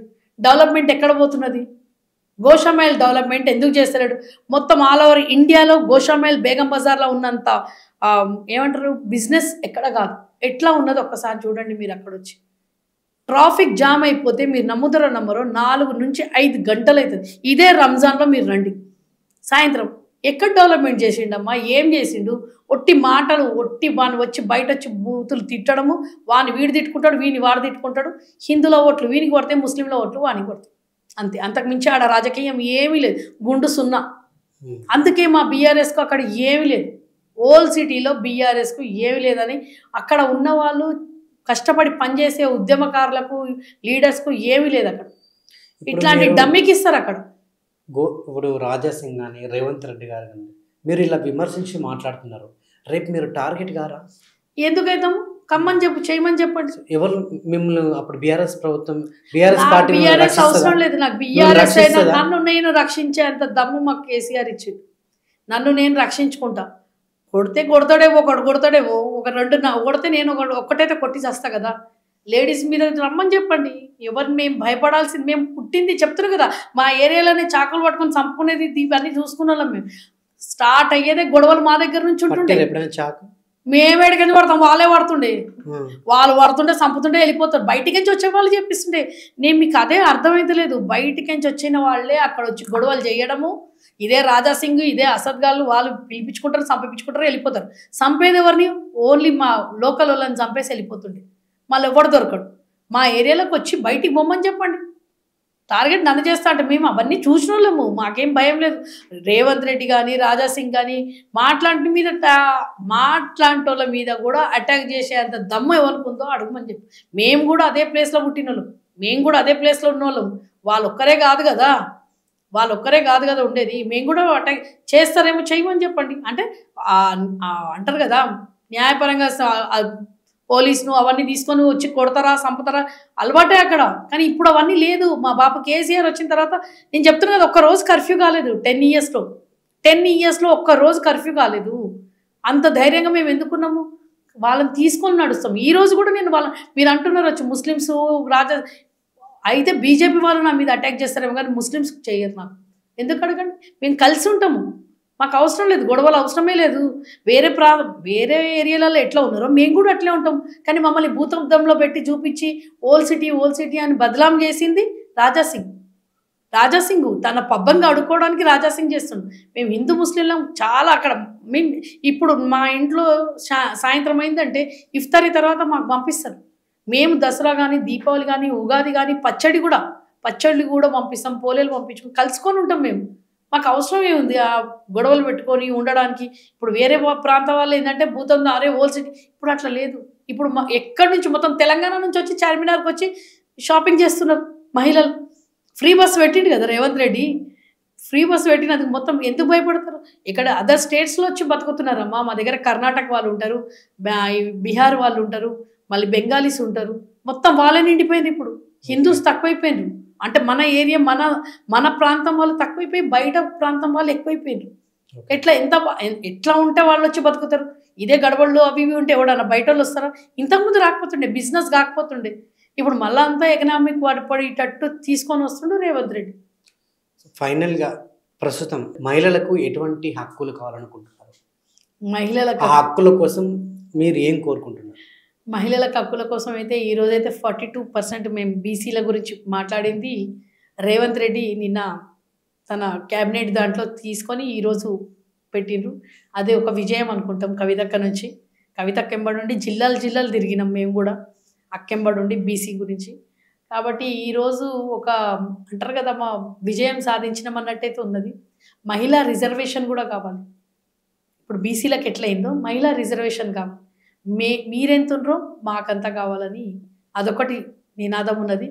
ఇప్పుడు వరంగల్లో కూడా ఎయిర్పోర్ట్ పెట్టిండ్రు కాబట్టి కవితక్క దానికి ఝాన్సీ రాణి అని పెట్టాలని చెప్పిండ్రు. కాబట్టి ఒక మహిళ ఎక్కడి నుంచో బతికి వాని పేరు వీని పేరు కాకుండా ఒక మహిళ ఝాన్సీ రుద్రమ్మదేవిని పెట్టమని చెప్పిండ్రు.